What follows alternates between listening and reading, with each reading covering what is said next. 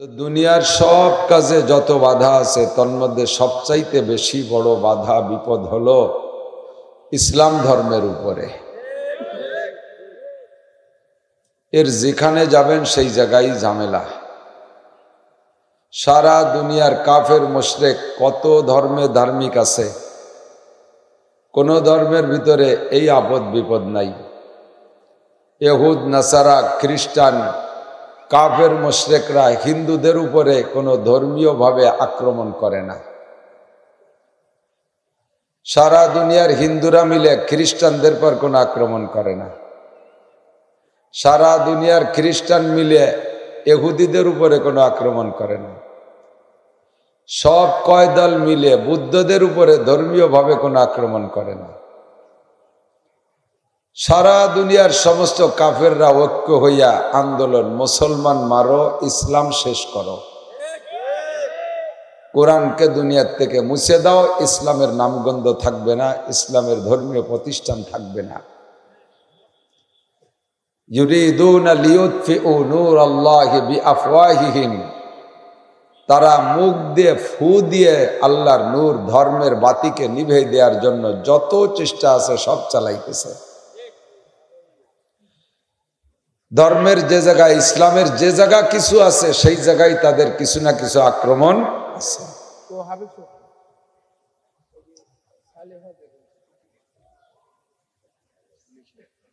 ব্রেনের ষড়যন্ত্র,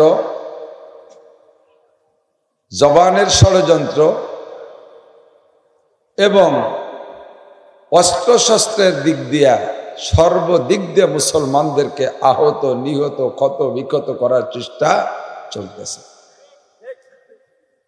সারা বাংলাদেশ মাহফিল করে আসছি। আমাদের গোপালগঞ্জে তো তুলনামূলক হিন্দু ভাইরা বেশি, অনেক হিন্দু। আপনাদেরও চোখের সামনে কত পূজা পাঠ হবে, একটা পূজায়ও বাধা নাই, অনুমতিও লাগবে না, সহযোগিতাও পাবে। মাহফিল করতে গেলে বাধা, মাহফিল করতে গেলে অনুমতি লাগবে, মাহফিল করতে গেলে অনেক কথা হিসাব নিকেশ করে বলা লাগবে। কোন এক মাহফিলে রাজনৈতিক নেতারা আমার সাথে আইসা স্টেজে আমার আগে বলে দিয়ে গেলেন, হুজুর যা কন আর না কন, রাজনীতির কথা কইেন না। তা আমি বললাম, আমরা এখানে যা বলি তা যদি সরকারের পক্ষে হয় তাও কি বলবো না? যে সরকারই আসুক, সরকারের পক্ষে যদি হয় তা কি বলবো না? হ্যাঁ, তা বলবেন। তা আপনি বসেন, আমি কি কি বলবো আগে আপনার হেডলাইন শুনেই দিই।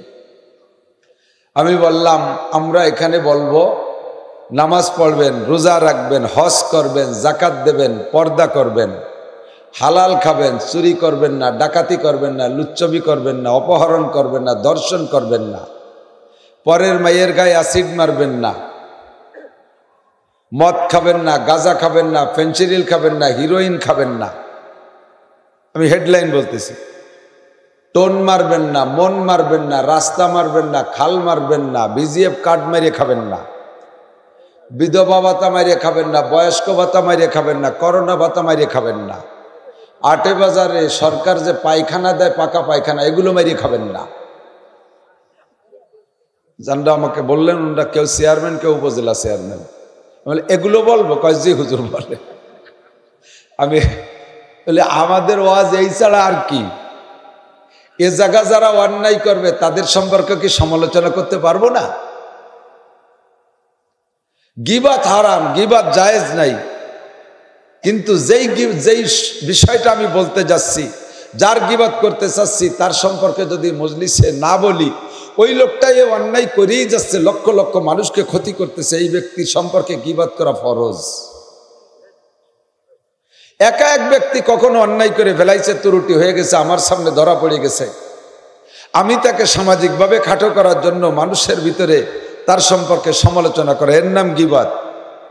যেই পেশাব লক্ষ লক্ষ মানুষের ঈমান নষ্ট করতেছে পীর পতাকা উড়াইয়া, আমি তাকে বললেও সে থামতেছে না। এই পীর, এই ভণ্ড পীর, এই লুচ্চা পীর, এই শয়তান মার্কা পীরের হাত থেকে উম্মতরে বাঁচানোর জন্য আমার ওপেনে তার বিপক্ষে কথা বলা, এটার নাম গীবাত না। ঠিক না? তো এইগুলো কি বলবো না? সরকারও চাইতেছে মাদক বন্ধ করবে, সরকার চাইতেছে দুর্নীতি দমন করবে, যার জন্য সরকার বাহিনীও গঠন করছে অ্যান্টি করাপশন। ইংরেজিতে কি কয়? অ্যান্টি করাপশন, দুর্নীতি দমন। পুলিশের ভিতরে একটা সেক্টর আছে দুর্নীতি দমন। এই দুর্নীতি দমন অ্যান্টি করাপশন আলারাও ঘুষ খায়, তাকে দমন করার জন্য আর একটা দল বানাইছে অ্যান্টি করাপশন। তারাও ঘুষ খায়, তাকে দমনের জন্য বানাইছে দুদক। এই দুদকেও ঘুষ খায়, তার জন্য প্রধানমন্ত্রী। এগুলো কব না, না তা কবেন, না করার কি আছে? আমরা যা ওয়াজ করি এ সম্পূর্ণ ওয়াজ সরকারের পক্ষে, কিন্তু এক শ্রেণীর পশ্চিমা গডফাদারদের দালাল, পশ্চিমা গডফাদার, লালচামের বানর, এহুদ নাসারাদের দালাল, তারা আমাদের কথা না বুঝা সরকারের মাথা গরম করে, আমাদের রাজনৈতিক মহাব্বতের নেতা নেত্রী ভাইদের মাথা গরম করে, তাদের ব্রেন ওয়াশ কইরা এই সমস্ত ধর্মীয় প্রতিষ্ঠানে বাধা দেয়। একটা মজলিসে, অমুসলমানদের কোনো মজলিসে মানুষের নীতি সম্পর্কে, নৈতিক চরিত্রের উন্নয়ন সম্পর্কে কথা বলে না। আমরা আল্লাহর রহমতে ওয়াজের ময়দানে মানুষকে নীতিবান বানানোর চেষ্টা করি, নীতিগত কথা বলি। আর কেনই বা বলবো না? আমাদের কথা নীতির বাইরে কেন যাবে? আমরা যা সামনে নিয়ে কথা বলি, যেটা আমাদের শিক্ষা কোর্স, সেটা হলো আল কুরআন। কথা বলেন ঠিক না? সেটা বিশ্বনবীর হাদিস। আর কোরআন আর হাদিস সম্পর্কে কাহার কোনো মন্তব্য আছে? সন্দেহ আছে? এর ভিতরে খারাপের কিছু থাকতে পারে? আল্লাহ চ্যালেঞ্জ করে বলেন, যালিকাল কিতাবু লা রাইবা ফিহি, ডোন্ট মাইন্ড, আমার এই কিতাবের ভিতরে কোনো সন্দেহের অবকাশ। ওয়াইন কুনতুম ফি রাইবিম মিম্মা নাযালনা আলা আবদিনা, আমি আমার বান্দা মুহাম্মাদের উপরে যে কিতাব নাজিল করেছি, তোমার যদি সন্দেহ হয়, তুমি বড় পণ্ডিত, তুমি বিশ্ববিখ্যাত পণ্ডিত, ইন কুনতুম ফি রাইবিম মিম্মা নাযালনা আলা আবদিনা, আমার বান্দার পর নাজিলকৃত কিতাবের সম্পর্কে যদি তোমার সন্দেহ হয়, তাহলে তুমি তো তার চাইতে বহুত বড় পণ্ডিত। আমার মুহাম্মদ কোনো কেজিতে পড়ে নাই, কিন্ডারগার্টেনে পড়ে নাই, প্রাইমারিতে পড়ে নাই, হাই স্কুল কলেজ বিশ্ববিদ্যালয়ে পড়ে নাই, কোনো মক্তবে পড়ে নাই, হেফজখানা মাদ্রাসায় পড়ে নাই, দুনিয়ার কোনো মানুষের কাছে পড়ে নাই। সে একেবারে জন্মসূত্রে উম্মি, আক্ষরিক জ্ঞান সে নিয়ে দুনিয়ায় আসে নাই এবং দুনিয়া থেকে অক্ষর শেখেও নাই।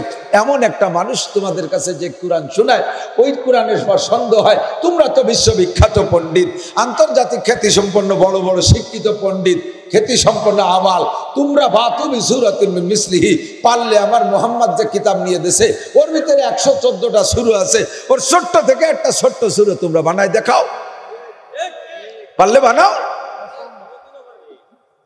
পারবে তো না, পারবেই না। আল্লাহ পাক আরো বলেন, ওয়াদু শুহাদাকুম মিন দুনিল্লাহ, আল্লাহ বাদে তোদের আরো যত সহযোগিতা আছে, যত সহযোগী দল আছে, সবাই রে নে। এরপরে আল্লাহ পাক বলেন, কুল্লাইন ইজতামাতিল ইনসু ওয়াল জিন্নু আলা আইয়াতু বিমিথলি হাযাল কুরআন লা ইয়াতুনা বিমিথলিহি ওয়ালাউ কানা বাযুহুম লিবাযিন যাহিরা। আল্লাহু আকবার। তোমাদের মধ্যে সবচেয়ে বড় শিক্ষিত বিজ্ঞানী পণ্ডিত যে, ওই রকম যদি সারা দুনিয়ার সমস্ত মানুষও পণ্ডিত হয়ে যায়, বোঝেন সারা ওই পোলাপান কারা, ওই কথাটা ধর ধর তাড়াতাড়ি ধর, কথা কইটা এই যে গেল ঝুলবে নিদেশ করে। বর্তমান বিশ্বের সবচেয়ে বড় পণ্ডিত যে, এইরকম পণ্ডিত যদি এই জামানার 800 কোটি মানুষ হইয়া যায়, বোঝেন বোঝেন, আরে এদিক ওদিক না থাকা, আমার দিক থাকা, বর্তমান বিশ্বের সবচেয়ে বড় শিক্ষিত একটা লোক তো হবে, সবচেয়ে বড় শিক্ষিত। ওই রকম যদি সারা পৃথিবীর 800 কোটি মানুষ শিক্ষিত হইয়া যায়, আর এই মানুষগুলোকে যদি, এটা বিজ্ঞানীদের উক্তি, এই আয়াতরে কম্পিউটারের কাছে দিয়ে রিজাল্ট চাইছে যে আল্লাহ এত বড় চ্যালেঞ্জ করলেন, এই চ্যালেঞ্জের তর্জমা কি হতে পারে বলো? তো ওদের কম্পিউটার মেশিনে রেজাল্ট দিয়েছে যে বর্তমান বিশ্বের সবচাইতে বড় পণ্ডিত যে, সারা পৃথিবীর সমস্ত মানুষগুলো যদি ওই রকম শিক্ষিত পণ্ডিত হয়, আর পৃথিবীর সৃষ্টি হয়েছে 450 কোটি বছর আগে, এই সব মানুষগুলো যদি 450 কোটি বছর আগে একদিনে জন্ম হয়, আর এই সব মানুষ 450 কোটি বছর হায়াত পায়, আর এই সব মানুষ একটা গবেষণাগারের মধ্যে বৈশা কোরআনের মতো একটা কোরআন রচনা করার চেষ্টা চালায়, তাহলে 450 কোটি বছর ধরেও তারা বানাইতে পারবে না। এটা কম্পিউটারের রেজাল্ট। হ্যাঁ, কোরআনের মতো একটা কোরআন বানাইতে পারবে, একটু সময় লাগবে। এই মানুষগুলো সব 450 কোটি বছর হায়াত পাইয়া গবেষণা করে আসবে এ পর্যন্ত। আর এখন থেকে আবার সামনে কয় বছর লাগবে? কারো কয় বছর লাগবে? কয় বছর লাগবে? কয় 360। কত? 360-এর পিছনে 26টে সৈন্য দিলি কয় বছর হয়? 20 বছর হয় না? কথা কয় না। 360-এর ডাইন পাশে 26টে শূন্য দিলি এবার কত কোটি বছর হয়? এই মানুষগুলো যদি এত কোটি বছর হায়াত পায় আর এক জায়গায় বসে গবেষণা করে, তাহলে কোরআনের মতো কোরআন রচনা করতে পারে, তবে এতদিন দুনিয়া থাকবে না, কাজেই কোরআনের মতো কোরআন বানাতেও পারবে না। আমরা কোরআন থেকে আপনাদেরকে ওয়াজ করি। আল্লাহ পাক বলেন, ওয়াযাক্কির বিল কুরআনে ফামান ইয়াখাফু ওয়াঈদ। যারা আল্লাহকে ভয় পায়, জাহান্নাম রে ভয় পায়, আখিরাত রে ভয় পায়, আল্লাহর সামনে জবাব দিতে হবে বিষয়টাকে ভয় পায়। মুসলমান কবরে যাবে ভয় পায়, আর মরণকে ভয় পায়, জাহান্নামকে ভয় পায় যারা, আল্লাহ পাক বলেন ওয়াযাক্কির বিল কুরআন, তাদেরকে কোরআন দিয়ে বয়ান করো, কোরআন দিয়ে তাদেরকে নসিহত করো, কোরআন দিয়ে তাদেরকে বুঝাও। আমরা কোরআন নিয়ে এসে আপনাদের সামনে, আমাদের বয়ান প্রধানমন্ত্রীর জন্য প্রয়োজন, আমাদের বয়ান প্রেসিডেন্টের জন্য প্রযোজ্য, স্বরাষ্ট্রমন্ত্রী, ধর্মমন্ত্রী, প্রতিমন্ত্রী, মন্ত্রী আর প্রতিমন্ত্রী যত আছে, যত রাজনৈতিক নেতা আছে, আল্লাহর কোরআনের বাহিরে কেউ না। যদি তুমি আল্লাহকে মানো, আখিরাতকে মানো, নবীকে মানো, কথা বলেন ঠিক কি ঠিক না? এ জায়গা বাধা সৃষ্টি করা, তার মানেই হলো কোরআনের বয়ানকে বাধা দেওয়া। আর কোরআনের বয়ানকে বাধা দেওয়ার পরিণতি কিন্তু ভালো না। এর সম্পর্কে লম্বা চওড়া শক্ত কথা আমি বললাম না। আল্লাহ পাক রব্বুল আলামিন আমাদেরকে এই কোরআনের ময়দান থেকে হিদায়াত নসিব করে, সবাই বলেন আমিন। দোয়া করবেন যেন আল্লাহ তাআলা এই মাঠটাকে কিয়ামত পর্যন্ত উন্মুক্ত রাখে, বলেন আমিন। এর উপরে কোনো বাধা নিষেধ যেন না আসে। মুসলিম কান্ট্রিতেও খোলামেলা ওয়াজ করতে দেয় না। সৌদি আরব, আরব আমিরাতে খোলা মাঠে এরকম বয়ান করার সুযোগ নেই। বললে এইভাবে আমরা বাংলাদেশে ওয়াজ করি, ওরা যারা আসে না এ শুনলেও বিশ্বাস করে না। আমার মাদ্রাসায় একবার এক শায়েকরে আনছে সৌদি আরবের থেকে। ওই শায়েক মনে করছে ওই দেশে যেমন মসজিদের মধ্যে একটু তাফসীর হয় মাগরিবের পরে, এখানে মনে হয় তাই হবে। আমি তারে নিচে স্টেজে রাত 10টার সময়, সে সময় গরমকাল ছিল, উপরে সামিয়ানা দেয়নি, নিচে খেয়ার বিছানো ঘাসের ভিতরে, উনার জন্য একটা স্টেজ বানাইছি। হাজার হাজার মানুষ। উনি আশ্চর্য যে এই ফাঁকা মাঠে রাত 12টা পর্যন্ত মানুষ বসে থাকে, ই কোন পাগলের পাগল। উনি যাইয়া সৌদি আরবে এই গল্প দেশে যে সারা পৃথিবীর ভিতরে ইমানদার দেখছি, বাঙালিকে মতো দেখিনি। উনি অনেক উদাহরণ দিতে গিয়ে এই উদাহরণটা বললেন, যারা শুনছে তারা কেউ বিশ্বাস করে না। আমাদের সৌদি আরবে মসজিদের ভিতরে 1 ইঞ্চি পুরু গালিচা, যারা সৌদি থাকেন সাক্ষী দেন, মসজিদের ভিতরে যে কার্পেট পা দিলি প্রায় টাকবে এই পর্যন্ত অর্ধেক গিলিয়ে ফেলে। আর বিভিন্ন প্রকার ধুনি দিয়া, চন্দনের সুগন্ধি ধুমো দেওয়া, এই আতর মারা, স্প্রে মারা, তার ভিতরে বসে মাগরিবের পরে আধা ঘন্টা ওয়াজ শোনে না। আর এইভাবে খালি ফাঁকা জায়গায়, ফাঁকা মাঠের মধ্যে, মাটির উপরে বসিয়া রাত 12টা মতো ওয়াজ শোনে। তুমি মিথ্যে কথা কি দেখতে কি দেখিয়েছো, আর তোর কাছে কইও না। পরে উনি বারবার বলতে বলতে 2 শায়েক দাওয়াতি নিয়ে ফেলাইছে ওনার কাছে, আমরাও যাব। একজন ডাক্তার ফাতেহি আর একজন ডাক্তার হাসান সারাবি, 2 জন 2 বার আসছে। তো ওই বুড়ো আসলে যে পরিমাণ লোক আছে তার থেকে মনে হয় 50 গুণ বেশি আসছে। মানে আমার মাঠে আগান বাগান, বাড়ি ঘর, জুমুর নামাজের সময় সব ভরে গেছে। আমার মাদ্রাসার মাঠ 2 একর, সাথে আর 2 একর, রাস্তাঘাট, আশপাশের বাড়িঘর সব ভরে গেছে জুমুর নামাজ। মক্কার ইমামের পিছনে নামাজ পড়বে। উন্ডা যায় দেখি আশ্চর্য, আল্লাহু আকবার। আমার বলতে বাধ্য যে সৌদি আরবের মানুষের ইমানের চাইতে বাঙালিকে ইমানের দাম আল্লাহর কাছে এই জন্য বেশি। এরা ইমানদার বেশি। আমরা পাকা জায়গা মকমল গালিচার মধ্যে বসে শুনতে পারি না। আল্লাহ তাআলা আমাদের এই ইমানের পরিচয় দেওয়ার তৌফিক দান করে, বলেন আমিন। যখনই যেমন দিনের কথা আসবে মন দিয়ে কান লাগাইয়া শুনবেন। আমাদের সময় কম, সময়ের কোনো ওয়ারেন্টি গ্যারান্টি নাই, হায়াতের কোনো গ্যারান্টি নাই, কথা বলেন আছে? দুনিয়ায় আসার জন্য একটা সিরিয়াল লাগে, যাওয়ার জন্য কোনো সিরিয়াল লাগে না।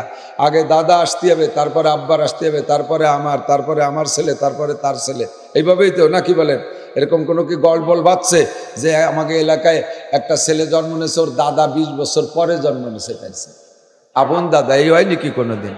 আর ছেলেটা আগে কি দেখিয়ে জন্ম নিয়ে ফেলাইছে, বাপ এখন হয়ে পারিনি, ওর বাপ বলে 25 বছর পরে হবে, এই হয়নি কি কোনোদিন?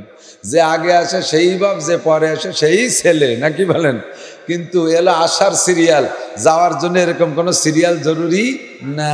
দাদা থেকে গেছে, পোতা চলে গেছে, নানা থেকে গেছে, নাতি চলে গেছে, মা থেকে গেছে, মেয়ে চলে গেছে, বাপ থেকে গেছে, ছেলে চলে যাচ্ছে চোখের সামনে। এর মধ্যেই তো অনেকে আছেন এরকম দুর্ঘটনা ঘটানো লোক আছেন না?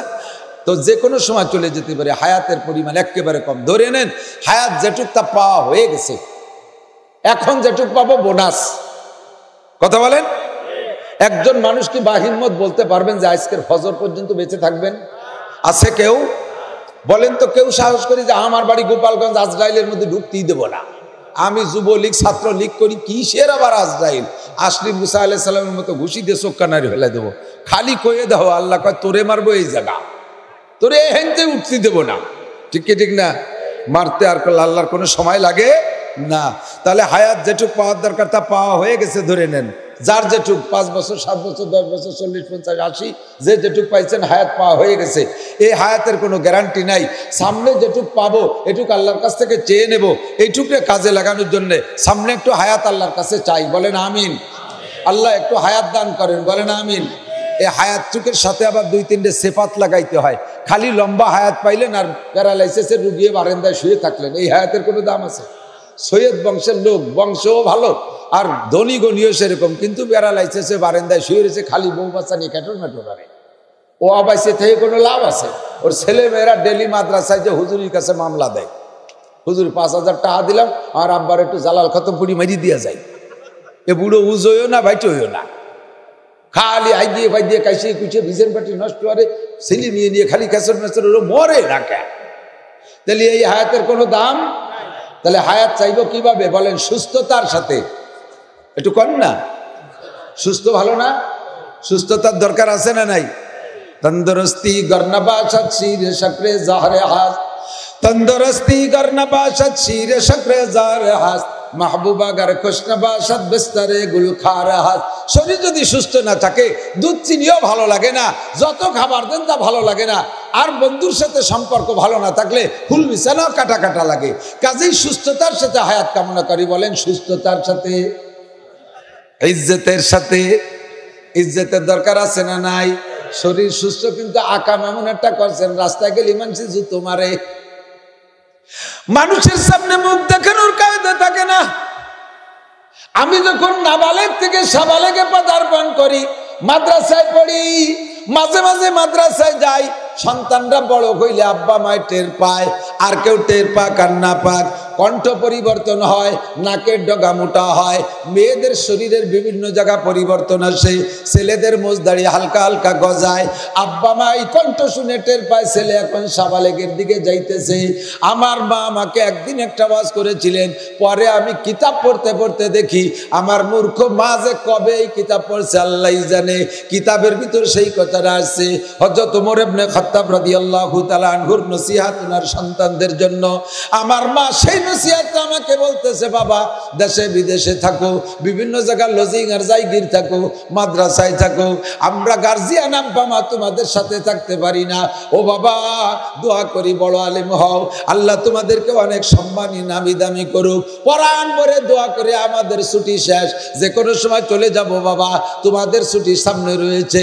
বাবা একটা কথা মনে রাখবা, দিনের বেলায় এমন কাম করবা না। আমার যুবকরা মনে রাখ, আমার মা আমাকে বলেছিলেন, বাবা দিনের বেলায় এমন কাম করবা না যাতে রাতের বেলা তোমার ঘুমের ডিস্টার্ব হয়, ঘুমের অসুবিধা হয়, এমন কাম দিনে দিনে করবা না। দিনের বেলা মারামারি করবা, খুনোখুনি করবা, রাতের বেলা পুলিশের দাবড়ে ঘুমাইতে পারবা না, বিছানায় থাকতে পারবা না, বাঁশবাগানে পাটের খেতে মশার কামড় খাইবা, রাতভর টোটো করে দৌড়ই বেড়াবা, পলায় বেড়াবা।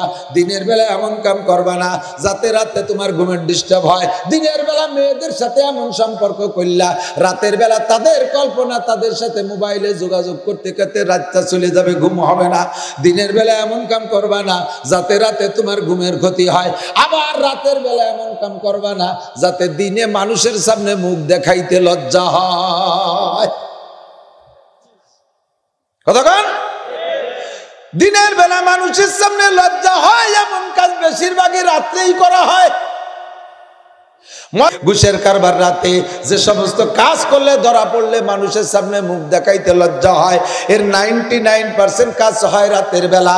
এই জন্য আমার মা আমাকে বললেন, বাবা রাতের বেলা এমন কাম করবা না যাতে দিনের বেলা মানুষের সামনে মুখ দেখাইতে লজ্জা হয়। এই লজ্জা মুক্ত কি বলা হয়, লজ্জা পাইতে হয় এমন বেইজ্জতিমূলক কাজ যেন না হয়। আমার মরণকাল পর্যন্ত আল্লাহ পাক আমার সম্মান ইজ্জত ঠিক রাখে, বলেন আমিন। এই জন্য আল্লাহর কাছে হায়াত চাইবো। কি হায়াত বলেন? 1 নম্বরে সুস্থতার সাথে, 2 নম্বরে পরিপূর্ণ ইজ্জতের সাথে, সম্মানের সাথে, মান সম্মানের সাথে। মান সম্মান সব ঠিক আছে, শরীরও সুস্থ আছে, কিন্তু অভাবের তাড়নায় ঈমান ঠিক রাখা কঠিন। খোদা বান্দে রুজি বাহক মুস্তাগিল, খোদা বান্দে রুজি বাহক মুস্তাগিল, পরাগান্দা রুজি পরাগান্দা দিল। পকেট ভরা টাকা থাকলে ইবাদতে একাগ্রতা ভালো হয়। কতক্ষণ? পকেট ভরা টাকা, আসরের নামাজ পড়বেন লম্বা লম্বা সূরা দিয়া, পকেট ভরা টাকা সুন্নাত নামাজ পড়বেন, 1 রাকাতে সূরা ইয়াসিন, 2 রাকাতে সূরা ওয়াকিয়া, 3 রাকাতে মুজাম্মিল, 4 রাকাতে আরেক বড় সূরা, লম্বা 4 সূরা দিয়ে সুন্নাত পড়েন। কারণ নামাজের মধ্যে একটু সময় দেই, পকেট ভরা টাকা আছে, যাবো বলবো এটা কত ওটা কত ওটা কত, দেয়া উঠাইয়া 10 মিনিটের মধ্যে বাজার শেষ। আর পকেটে যদি টাকা না থাকে, হাটে যেয়ে যদি কামাই করে তারপরে বাজার করা লাগে, তাহলে সূরা কিরাত লম্বা আসে না। নামাজের মধ্যে একদিক পড়তে যায় আর একদিক চলে যায়, শেষ বইটাকে মোটে সালাম ফিরেতেই পারে না। আত্তায়াত শুরু করছে তা মোটে শেষ হয় না। আত্তায়াতুলিল্লাহি রাব্বিল আলামিন রহমানির রহিম মালিক ইয়াউমিদ্দিন, গায়রিল মাগদুবি যে কয়, আত্তায়াতুর মধ্যে তো গায়রিল মাগদুবি নাই, আবার গোড়ায় চলে আসে আত্তায়াতুলিল্লাহি রাব্বিল আলামিন লিল্লাহি ওয়া সালাতুর মধ্যে ঢুকতেই পারে না, কারণ পকেটে টাকা নাই, বাজার করার চিন্তা। কতক্ষণ? খুদা বান্দা রুজি বাহক মুস্তাগিল, পরাগান্দা রুজি পরাগান্দা দিল। এই জন্য আল্লাহর কাছে 3টে জিনিসের সাথে হায়াত চাবো, মনে আছে? 1 নম্বরে সুস্থতা, একটু কান, 1 নম্বরে সুস্থতা, 2 নম্বরে ইজ্জত সম্মান, 3 নম্বরে প্রশস্ত হালাল রুজি। রুজি তবে হারাম যে যেন না খাই। আমার এক পুলিশ আছে, বড় মহব্বতের পুলিশ। উনি আমার কয়ে দিয়েছে, হুজুর আমার গল্পগুলো কইতে গেলে নাম কইেন, আমি তাতে লজ্জা পাবো না। হাজারো পুলিশ সবক পাবে, আমি তারপরেও নাম বলতেছি না। এই পুলিশ, বসেন মুরব্বী বসেন, এই পুলিশ বিশ্ববিখ্যাত ফাজিল পুলিশ। উনি নিজেই দাবি করে, বাংলাদেশে যদি কাউরা পুলিশ থাকে 2-5টা, তার ভিতরে নাম্বার 1 আমি। নিজে বলে 4 বছরে ঘুষ খাইয়া 2 বড় দালান বানাইছে, 4 তলা। একজন সাধারণ দারোগা আমার সাথে যেদিন ধরা পড়ছে, মাহফিলে গেছে, আমার মাহফিল বন্ধ করতে গেছে উনি, আমার মাহফিল হতে দেবে না। ওসিও সেই ক্লাসের একজন পাঠাইছে, তো যাইয়া আমার মাহফিল বন্ধ করতে যে ওয়াজ শুনতে 2 ঘন্টা শুনছে, বন্ধ হওয়ার কথা মনে নাই। পরে শেষের আধা ঘন্টা কি কইছে আমার তা মনে না, আমি সেদিন ওয়াজে কি কইছি তা জানি না। শেষের আধা ঘন্টা বয়ানে খালি উনি কাঁদছে, তওবার বয়ান করছিলাম, এটা মনে আছে। স্টেজেতে নামার পরে জড়ায় ধরিয়ে বড় জুয়ান আমার ওই পাশে মাথা নিয়ে কাঁদতে কাঁদতে চোখের পানি আর নাকের শিয়েন দিয়ে আমার পিঠ ভিজে ফেলাইছে, জড়ায় ধরিয়া। সামনের পর সমস্ত সব বিষয়ে তওবা করছে। আল্লাহু আকবার। তো তওবা কইরা পুলিশ গেছে যে জায়গা মূল তওবা, সেটা তো সে জানে যে কোন কোন জায়গা আসল তওবা, সেই জায়গা করছে। ফার্স্টের তওবা হবে সিগারেটের উপরে। 1 প্যাকেট বেনসন সিগারেটের মূল আইয়ে বাইন দিয়ে জুতোর তলে দিয়ে ফেসে দিয়েছে, আমি খাবো না, কেউ খাতিও দেবো না। সেই থেকে আর খায় না। 1 ওয়াক্ত তাহাজ্জুদ কাজা নাই বর্তমানে আল্লাহর বান্দার, কোন সুবহানাল্লাহ। এবং যে ফাঁড়িতে যে থানায় তার ডিউটি হয়, মানে পোস্টিং হয়, ওই থানার বাকি পুলিশদেরকে নামাজি বানানোর জন্য 100% চেষ্টা করে। ওই থানায় যদি বেপরদা মহিলা পুলিশ থাকে, তাকে বোরকা পরানোর জন্য ব্যবস্থা করে। এমন মোবাল্লেগ হয়ে গেছে আলহামদুলিল্লাহ। উনি আমারে বলেন যে হুজুর, যখন এই মোটা টাকা খাইতাম, টাকা কামাই করে নিয়ে রাত্রে আর ঘুম হতো না, কোনো মতে সেলেসা শুরু হয়ে গেছে, কোনো মতে রাতটা কাটাইছি। সকালবেলা উঠে 3-4টে পত্রিকা কিনতাম যে আল্লাহ, রাত্রে ঘুম না হওয়ার কারণ হলো খালি ফোনের দিক খেয়াল রাখতাম যে কোন বড় অফিসার ফোন দেয় যে এই টাকা খাইলিতে বাগ দিলি না কে, অমুক জায়গাতে কয় টাকা দিচ্ছি, এই ভয়তে রাতটা ঘুম হতো না। সকালবেলা উঠে 3-4টে পত্রিকা কিনে ভরতাম যে আল্লাহ আমার নাম কোন লাইনে আইছে দিয়ে নেই, যে অমুক জায়গাতে অমুক পুলিশ ঘুষ খাইছে। এই চিনতে দিন রাত সবসময় চলে যেত, আমার ঘুমই হতো না। যেদিন থেকে তওবা করছি ঈশার নামাজের পরে আমার ঘুম চলে আসে, রাত্রে ডিউটি না থাকলে অনায়াসে আমার ঘুম চলে আসে। আর টাইম মতো রাত 3টায় আর আমার বিছানে পিঠ দিতে মনে চায় না। আমার মনে হয় যেন কে আমারে ডাকে, আলা মুস্তাগফিরিন ফাগফির আলা, আয় সারা জীবন গুনাহ করেছিস, আমি তোরে ক্ষমা করার জন্য খাতা কলম নিয়ে আসি, উঠে আয় আয় বান্দা উঠে আয়, আর আমার বিছানে মন টেকে না। আলা মুস্তারজিকিন ফারজুকা, কে আসিস রিজিকের অভাবে চলে আয়, আমি তোরে রিজিক দেব। মনে হয় যেন কে আমারে ডাকে, আওয়াজটা আমার কানে টনটন করে ভাসে, এমন করে আমারে ডাকতে তালে থাকে। আমি এইভাবে আল্লাহর রহমতে একটা ওয়াক্ত নামাজ আমার কাজা নাই, একটা রাত আমার তাহাজ্জুদ কাজা নাই। ওগো আল্লাহ পাক রব্বুল আলামিনের কাছে উনি দোয়া করে, রব্বুল আলামিন আমার এখন তো তওবা করেছি, বিগত যে গুনাহ করেছি সেগুলা কি হবে? আমার কাছে জিজ্ঞেস করে, হুজুর ঘুষ তো খাইছি মোটা টাকায়, খাইয়ে দিয়ে দালান দুটি বানাইছি, এর কি হবে? কান্দি দিয়ে দালানের কি হবে? আমি কই যে ওই যে তুমি যার টাকা তারা ফেরত দিতে, ওকে খাইছি তো সারা বাংলাদেশের বিভিন্ন থানাতে, এত মানুষ তো মনে রাখতে পারিনি, কি এর বোকান দিদি। আমি দালান দুটি মাদ্রাসায় দিয়ে দাও, দুটি দালান দুটি মাদ্রাসা বানাও, ওতে যা নেকি হবে, জাগে টাকা তাকে নেকি, এই নিয়ে তুমি কোনো নেকির নিয়তি করবা না। তোমার যদি 2-4টা হালাল থাকে তাহলে তুমি পাবা, আর জাগে টাকার দালান তার নেকি তারা পাবে। কথা কন না কেন? এইভাবে উনি প্রতিজ্ঞা করে দুটি মাদ্রাসায় দিয়ে দিচ্ছে বিল্ডিং। আল্লাহু আকবার। তাইবু মিনাজ যামবি কামান লা যামবালা, গুনাহ থেকে তওবা করলে আল্লাহ পাক ওই ব্যক্তিকে কেমন যেন গুনাহ নাই বলে সাব্যস্ত করে। বলতে চাইছি 1 নম্বরে সুস্থতা, 2 নম্বরে ইজ্জত, 3 নম্বরে হালাল রুজি। হারাম রুজির কোনো দাম নাই। হারাম টাকা কোটি কোটি টাকা হইল, তার মধ্যে আরাম নাই, হারামে আরাম নাই। কতক্ষণ হারামে আরাম নাই। তাৎক্ষণিক খাইতে ভালো লাগলো, তার পিছনে কিন্তু বিপদ আছে, পিছনে বিপদ আছে। এক স্কুলের মাস্টার, এক স্কুলের হেডমাস্টারের একটা বিবাহ গল্প শোনাই, একটা মেয়ের বিবাহের গল্প। ওই স্কুলে এই 9-এ পড়া একটা মাইয়া, হাই স্কুলে পড়ে 9-এ। মেয়েটা জেএসসিতে গোল্ডেন এ প্লাস, পিএসসিতে গোল্ড এ প্লাস। এই মেয়েটা এসএসসিতে ওই স্কুলের সবচাইতে ভালো রেজাল্ট করবে, কিন্তু মেয়েটা বড় নিতান্ত গরিবের মাইয়া। বেশি এদিকে আসেন, বেশিরভাগ গরিবের মাই ছেলে মেয়েরাই তো মেধাবী ভালো হয়। কথা কন না কেন? বড় লোকের গুলো ভালো খুব কমই হয়। বিভিন্ন জায়গায় প্রাইভেট পড়াতে গাউই গুতো যেটুকু হয় আর কি, গরিবের গুলো আল্লাহর রাস্তে ভালো হয়। তো এই মেয়েটা ভালো বড় মেধাবী, মেয়েটা 9-ই পড়তেছে, ওর মেট্রিকে গেলে স্কুলের নাম হবে ওর দ্বারা। হঠাৎ করে ওর ভ্যান চালায় নিয়ে গরিব বাপ ওর বিবাহের ব্যবস্থা করে ফেলেছে। এখন মেয়েটারে ডেকে বলতেছে, মা ওত মত বলা যায় না, তুই হাই স্কুলে পড়তেছিস, বৃত্তির টাকায় পড়তেছিস, কলেজে গেলি তো ও জায়গা দেবে না, তোর মতো মেধাবী মেয়ে বহুত আছে। আমি একটা মেয়ে একটা ছেলে ঠিক করছি, তুই রাজি হ, তোর বিয়েটা আমি দিয়ে যাই। বাপের এই করুণ কথা শুনে মেয়েটা রাজি হয়ে গেছে, বিয়ে শাদী ঠিক হয়ে গেছে। এখন গরিব বাপ বরযাত্রী খাবে, 400-500 খাওয়ানোর তো ক্ষমতা নাই। ওই রায়বারে কইছে, মোটে 5 জন মানুষ আসবা, আমি যা পারি তাই মেহমানদারি করবো। এই 5 জনের মেহমানদারি করার টাকাও নাই। এখন ওই মেয়েটা স্কুলে যাইয়া ওর স্যার, হেড স্যার রে ডাইকে লাইব্রেরিতে যে বলতেছে, স্যার আমি রাজি না, আমি তো পড়ালেখার প্রতি আগ্রহী, আমার গরিব বাপ আমার জন্য বিবাহ ঠিক করে ফেলাইছে, এখন 5 জন মেহমান আসবে স্যার, শুক্রবারে বিয়া, আপনি অবশ্যই যাবেন। আমার তো উচিত সব স্যারদেরকে দাওয়াত দেবো, সব ছাত্র ভাই বোনকে দাওয়াত দেবো, কিন্তু সে তৌফিক আমার নাই। আর যদি পারেন স্যার আমার আব্বার জন্য একটু, আমার জন্য বিবাহ উপলক্ষে একটু সহযোগিতা ছাত্রছাত্রীদের কাছ থেকে। তো হেড স্যারের তার করুণ কথা শুনে অনুমতি দিয়েও দিয়েছে, আর কালেকশন তাৎক্ষণিক একটা করে দিয়ে বলতেছে, তোর আব্বারে শুক্রবারে সকালে আমার বাড়ি আসতে কই ভোরবেলা, আমি 2 কেজি গরুর গোশের টাকা দিয়ে দেব। 2 কেজি গরুর গোশ লাগবে তো, 5 জন মানুষ, 2 কেজি গরুর গোশের টাকা দিয়ে সব কিছু রেডি করে ওর বাপরে যে বলছে হেড স্যার সকালবেলা ভোরবেলা গেলে, শীতকালে কুয়াশার ভোর গেলে 2 কেজি গরুর গোশের টাকা দেবে। এই মেয়ের বাপ ভোরবেলা পায়ে হেঁটে গুড়ি পায়ে হেড স্যারের বাড়ির দিক যাইতেছে।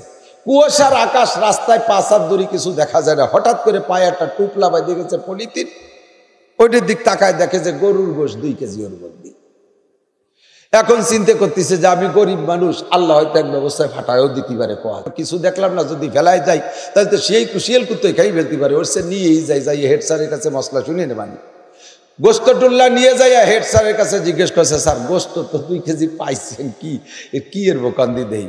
তো হেড স্যার বলেন যে আল্লাহ, তুমি গরিব মানুষ তো, আল্লাহ তোমার এক ব্যবস্থা করছে। তারপরে আমি 2 কেজি গরুর গোষ্ঠের টাকা দিতে চেয়েছি, টাকা তুমি 1000 নিয়ে যাও, আর ওই গরুর গোষ্ঠ 2 কেজি রান্নাবান্না করে খাওয়াই দিও। স্যার আমার সে মেয়ে কইছে আপনি না গেলে কিন্তু সে বিয়ে বসবেন, আপনার কিন্তু জাতি হবে। ফতোয়া দিয়ে দিয়েছিল হেড স্যার, গরুর গোষ্ঠ হালালের ফতোয়া নিয়ে গরুর গোষ্ঠ সুন্দর করে রান্নাবান্না করছে। হেড স্যারও গেছে, খাইয়ে দিয়ে পরের দিন শনিবার সকালবেলা পাইছে 2 কেজি গোষ্ঠে 1 পিস করে ভাগে পাইছে। উনি 1 পিস খাইয়ে তারপরও ফিরে আঙ্গুল চাটতেছে, থাল চাটতেছে, হাত ধই না, মানে আর একটু দেয় নাকি, কিন্তু নাই তো, তা দেবে কয়েক। এত সুস্বাদু গোষ্ঠ আর কোনোদিন খাইনি। পরের দিন স্কুলে যাইয়া গল্প দিচ্ছে স্কুলি মাস্টারদেরকে নিয়ে, যে জীবনে কত গোষ্ঠ খাইছি, বেশি খাইছি, কম খাইছি, কুরবানির গোষ্ঠ খাইছি, খাসি খাইছি, গতকাল ডলির বিয়েতে 1 পিস গোষ্ঠ খাইছি, এরকম তেলালা গোষ্ঠ আর জীবনে কোনোদিন পাইনি। হিন্দু মাস্টার একজন বসা কয় যে ভগবান রুজিতি রাখলে এরকমই খাওয়া যায়, আর রুজিতি না রাখলে নিজের কিনা তাও খাওয়া যায় না। কালকে সকালবেলা আমি 2 কেজি শুয়োরের গোস্ত কিনিয়ে সাইকেলের ভাসে নিয়ে যাচ্ছিলাম, তাতে কোন জায়গা পড়িয়ে গেল আর ঘুরিয়ে যেতে পারলাম না।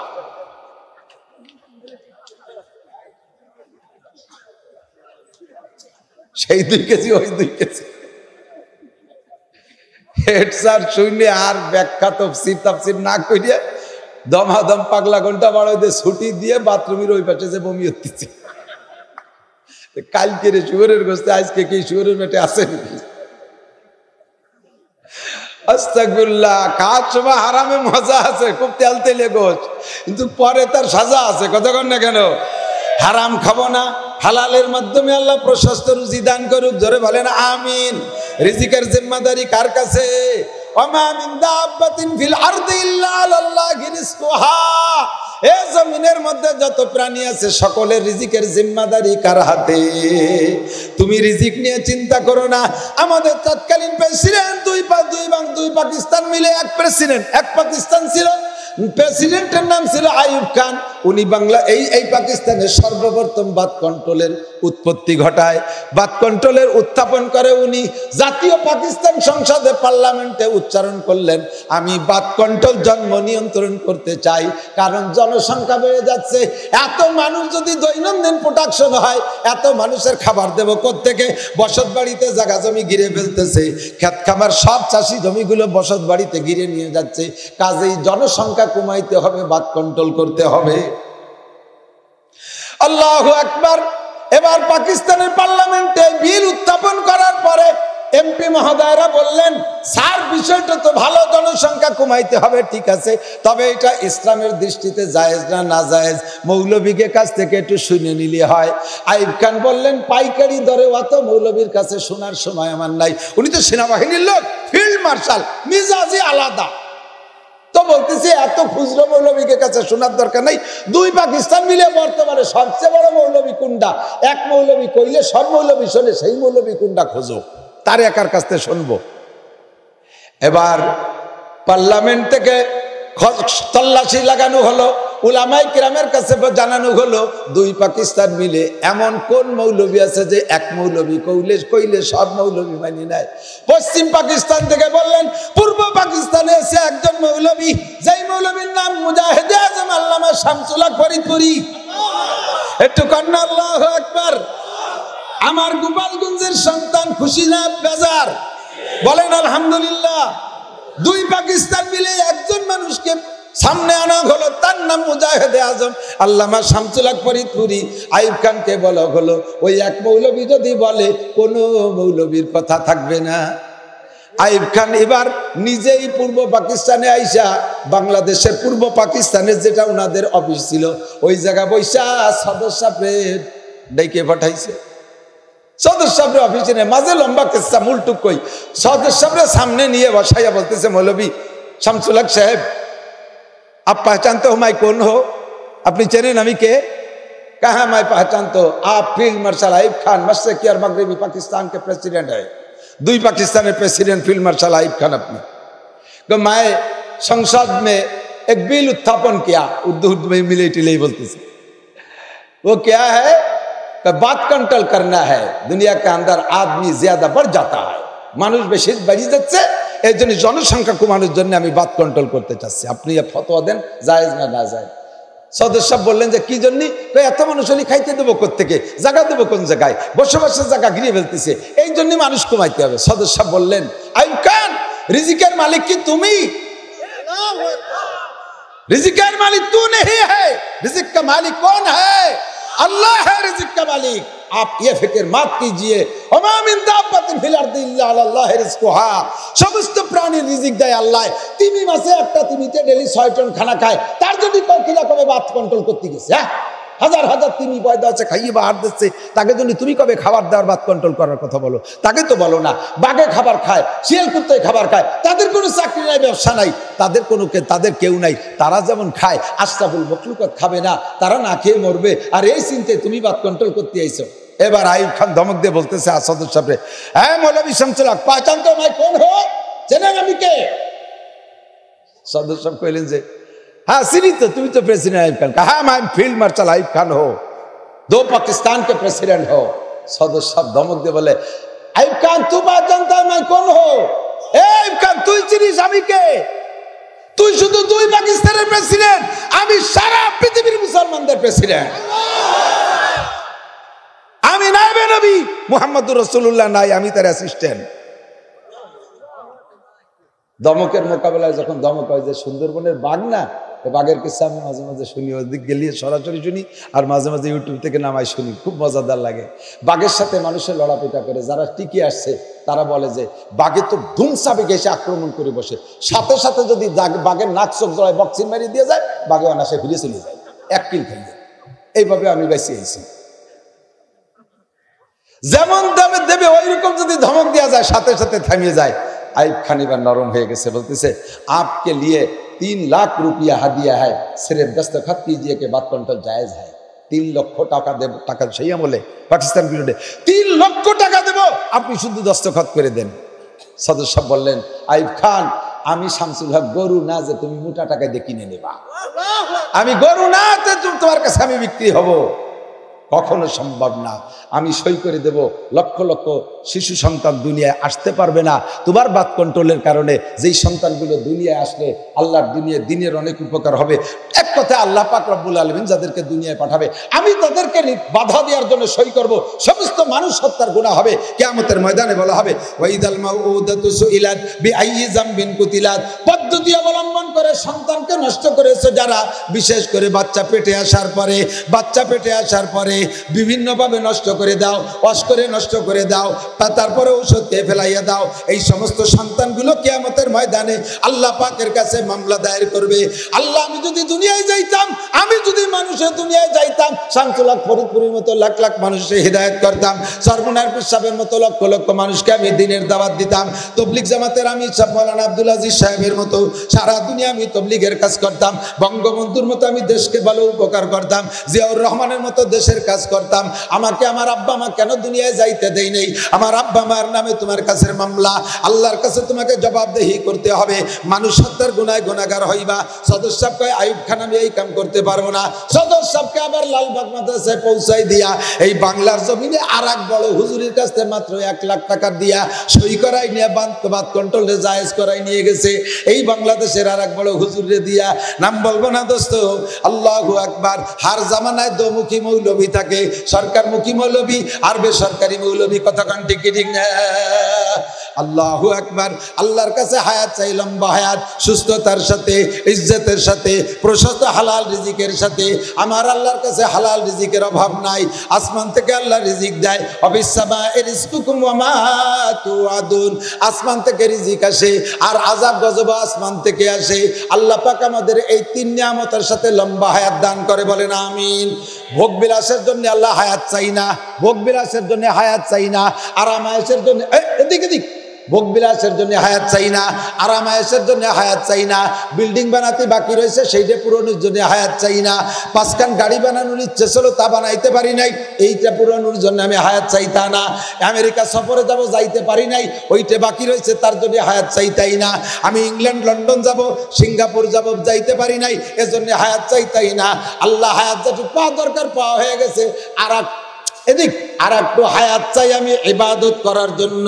যে হায়াত চলে গেছে এর মধ্যে নামাজ ঠিক করে পড়ি নাই, কথা বলেন না কেন, এর মধ্যে রোজা ঠিক করে রাখি নাই, হজটা ফরজ হয়েছে করতে পারি নাই, যাকাত ফরজ হয়েছে দিতে পারি নাই, দাড়ি গজাইছে কবে তা কাইটে ফেলি রাখতে পারি নাই, আমি এই দাড়ি চেঁচা মুখ নিয়ে আল্লাহর সামনে কিভাবে যাব, নবী পাকের সামনে কিভাবে হাউজে কাউসার পান করতে যাব, সুন্নতি পোশাকের অনুসরণ করতে পারি নাই, মাথার মধ্যে এখনো মেসি মার্কা চুল রয়েছে, নেইমার মার্কা চুল রয়েছে, ব্রাজিল আর আর্জেন্টিনা মার্কা চুল রয়েছে, শরীরের ভিতরে রয়েছে নায়ক নায়িকার পোশাক। এই অবস্থায় যদি আমি আমার মরি তাহলে আমার খবর আছে। আমি উলামায়ে কেরামের কাছ থেকে শুনেছি, তামুতুনা কামা তাহয়াউন ওয়া তুহশারুনা কামা তামুতুন, যেমন হবে তোমার জীবন যাপন, যুবক আমার দিক তাকা, যেমন হবে তোমার জীবন যাপন মরণ হবে তোমার তেমন, আর মরণ হবে তোমার যেমন হাসরও হবে তোমার তেমন।